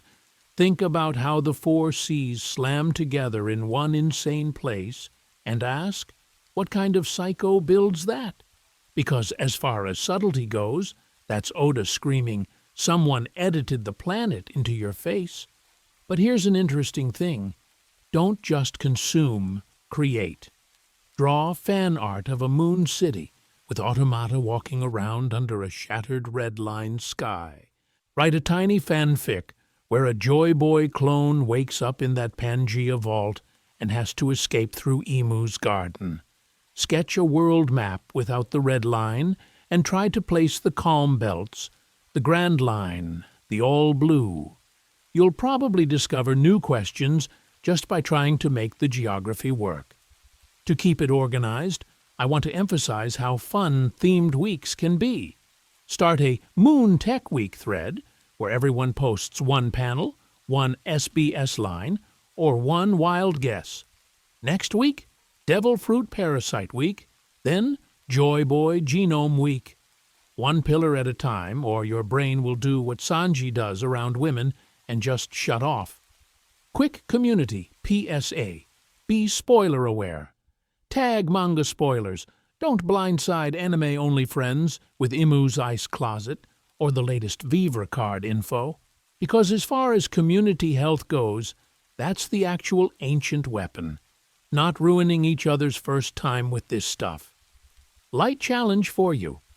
Pick one obscure panel or cover story, maybe a random Davy Backfight page or a weird background NPC in Ohara, and build a mini-theory. 2 or 3 sentences, then ask, does this feel like Moon Tech, Parasite Fruit, Joy Boy Biology, or World Cage? Force yourself to plug it into the 4-pillar system and see what breaks. When you do that, you're basically playing the same game Oda is playing with us. Hide a detail, wait 10 years, connect it to something else, act like it was obvious. We're all co-conspirators in this giant, over-engineered scavenger hunt. And next, we're going to talk about why that obsession actually matters, how all this galaxy brain theory crafting loops back to the very simple, very emotional core of One Piece. Why obscure lore matters. Freedom, curiosity, and the will of discussion. Because as far as I'm concerned, when we're arguing at 3 a.m. about whether the red line is a man-made cage or a natural geological mess, we're doing the exact same thing Luffy is doing. He wants to know what's at the end of the sea. Robin wants to know what's at the bottom of history. We want to know why Emu is hoarding a frozen Costco-sized straw hat in their basement. It's all the same instinct. Run toward the blank spaces on the map. Here's an interesting thing. In this story, curiosity is literally illegal. The world government doesn't just tax knowledge, it vaporizes it. Robin's entire life is a crime called knowing stuff. O'Hara gets Buster called for asking the wrong why. So every time we sit here and go, what if Enel's Moon City is actually the root of devil fruits? That is, very mildly, the nerdiest act of rebellion on Earth. The narrative says, don't look at the void century, to which I say, cool anyway, let's zoom in 400% on this one background mural. And the will of D? That giant, mysterious middle initial that means you're contractually obligated to smile in hurricanes. You can read it as the will to keep laughing in the face of oppression, but you can also read it as the will to keep asking questions the world wants buried. The story keeps hiding answers under gags, SBS jokes, and literal filler arcs, and we keep going. Okay, but what if the Davy Backfight is actually a sanitized war ritual for legally stealing entire crews? I want to emphasize that this compulsion to say what if is its own inherited will. We got it from Roger, from Odin, from every lunatic who sailed into a storm just to see what was on the other side. And to be fair, we're not doing it alone. Obscure lore discussion is its own straw hat crew. You've got someone in Brazil translating a Japanese SBS, someone in France mapping Reverse Mountain, Someone in the Philippines making a 10-minute video essay about zoan fruits being sentient parasites, and all of us are in the same comment section yelling in broken English about Enel's automata. Different languages, different ages, same brain rot. It's found family, but for people who pause on the moon panels. Whether any particular theory is right almost doesn't matter. When Vegapunk finally explains devil fruits, and you've already spent years debating if they're alien life forms squatting in people's souls, that chapter hits 10 times harder. You're not just reading a twist, you're watching your own failed drafts get edited by Oda in real time. The power system feels richer because you've stress-tested it. The world feels bigger because you've tried to break it. Oda has literally said he wants readers to feel like they've gone on an adventure. And the adventure isn't just watching Luffy punch a dragon. It's us dissecting maps, moons, and mystery fruits like underpaid, overexcited archaeologists. That playful analysis muscle? You can use it outside manga. Question real-world systems. Look for hidden patterns in media. Don't be afraid to sound a little crazy when you chase understanding. Mate, people think we're insane for arguing about a hat in a freezer. We're already committed. So keep that curiosity burning. Keep the Will of D discussion alive, because whatever Oda throws at us next, we're staying on this ship. And speaking of insane, let's end with the single wildest theory of them all, and see just how far down this rabbit hole we can actually go. One last crack theory for the road. So, for our final act of madness, let's drop a theory so unhinged it loops back around into, wait, that kind of tracks. Laboon is not just a sad whale with attachment issues. Laboon is a living black box, recording of the old world's ocean before the red line broke the planet. People say, he's just a whale who misses his crew, to which I say, mate, we all miss someone, but we're not headbutting a continental wall for 50 years straight, like a living hard drive trying to access a corrupted file. Because as far as anomalies go, Laboon is screaming at us. He's obsessed with Reverse Mountain, the one place where all 4 seas unnaturally meet and flow upward. That's not just a gag, that's a GPS ping. Here's an interesting thing. Crocus, old dude, random lighthouse job, suspiciously overqualified. He used to be on Roger's crew, he knows about Laugh Tale, and he just decides to retire at the single most important oceanic choke point in the world to babysit one whale. Either that's peak side character energy, or he's literally guarding the last backup of the pre-Red Line Sea. Now, connect this to the moon stuff we talked about. Enel's cover story shows ancient tech on the moon, automata, and winged people descending to the blue planet with dials as batteries. We already floated the idea that devil fruits might be alien biotech, maybe even parasites that record experiences. So what if certain animals were engineered as memory carriers? Zoan fruits already have wills. Vegapunk and the SBS straight up say they're alive. And to be fair, if you're a moon nerd trying to archive an entire ocean, you don't build a USB stick, you build a whale. Picture it. Before the Red Line cage, the ancient kingdom seeds the seas with special whales that store sound, currents, even emotional impressions, living log poses. When the world gets shattered, most are wiped out, but Laboon survives, still playing back his last stable route. Reverse Mountain, the original ocean crossroads. His endless ramming is like a stuck loop, an ancient navigation program trying to reconnect to a sea that doesn't exist anymore. Is this crack? Absolutely. But watch the process in real time because this is the mini tutorial. Step 1. Spot an anomaly. Laboon's extreme behavior, Crocus's weirdly important resume, Reverse Mountain's physics-breaking water system. Step 2. Connect it to known lore. The Moon civilization, bioengineered devil fruit life, the red line as a man-made cage. Step 3. Test it against themes, memory, inherited will, the ocean remembering Joy Boy's promise. Step 4. Decide if it's fun crack or secretly plausible. Honestly, it's living somewhere in that dangerous middle. And I want to emphasize, this is the whole joy of obscure One Piece lore. We take a gag whale from East Blue, and suddenly he's a cosmic SSD full of pre-apocalypse waveforms. So now, it's your turn. Can you outdo this? Drop your most unhinged but internally consistent micro-theory in the comments. Make it wild. Make it coherent. Make Oda's editors nervous.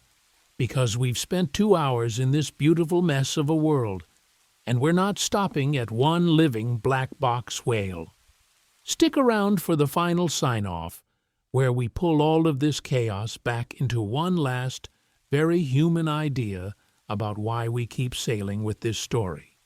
Sails down, tinfoil up, final send-off, and call to action.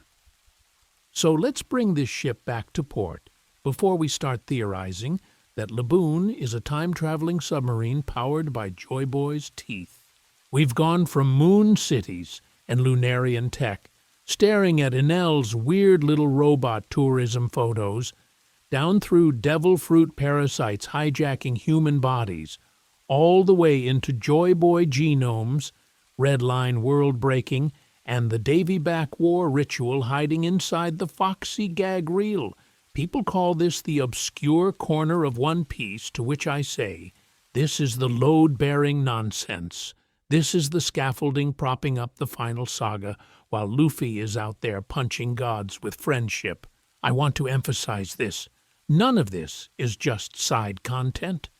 Enel's lunar mural, Zoe and Will's being alive, Imu's frozen giant straw hat, Reverse Mountain's cursed plumbing, the Davy Back tradition from Hachinosu. That's not trivia. That's the skeleton of the endgame, dressed up in fart jokes and cartoon faces because, as far as Oda is concerned, the best way to hide a doomsday device is under a punchline. So, if you want us to keep overthinking pirates at this level of structural madness, you already know the drill. Hit like so the algorithm knows you, personally, are a Joy Boy candidate.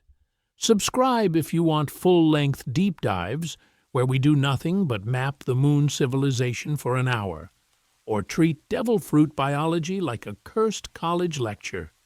Share this with that one friend who keeps saying, it's just a kid's manga, and gently ruin their week. And now, homework. Drop your favorite theory, your biggest disagreement, or your most cursed crack idea in the comments. Think the red line is actually a petrified ancient weapon. Think the Davy Back rules are a legal spell that rewrites Vivre cards. Think the giant straw hat is a failed cloning pod. Put it in writing. We're building a living theory archive down there, and to be fair, half of you are probably going to outpredict me. If you want more of this, we're not stopping here.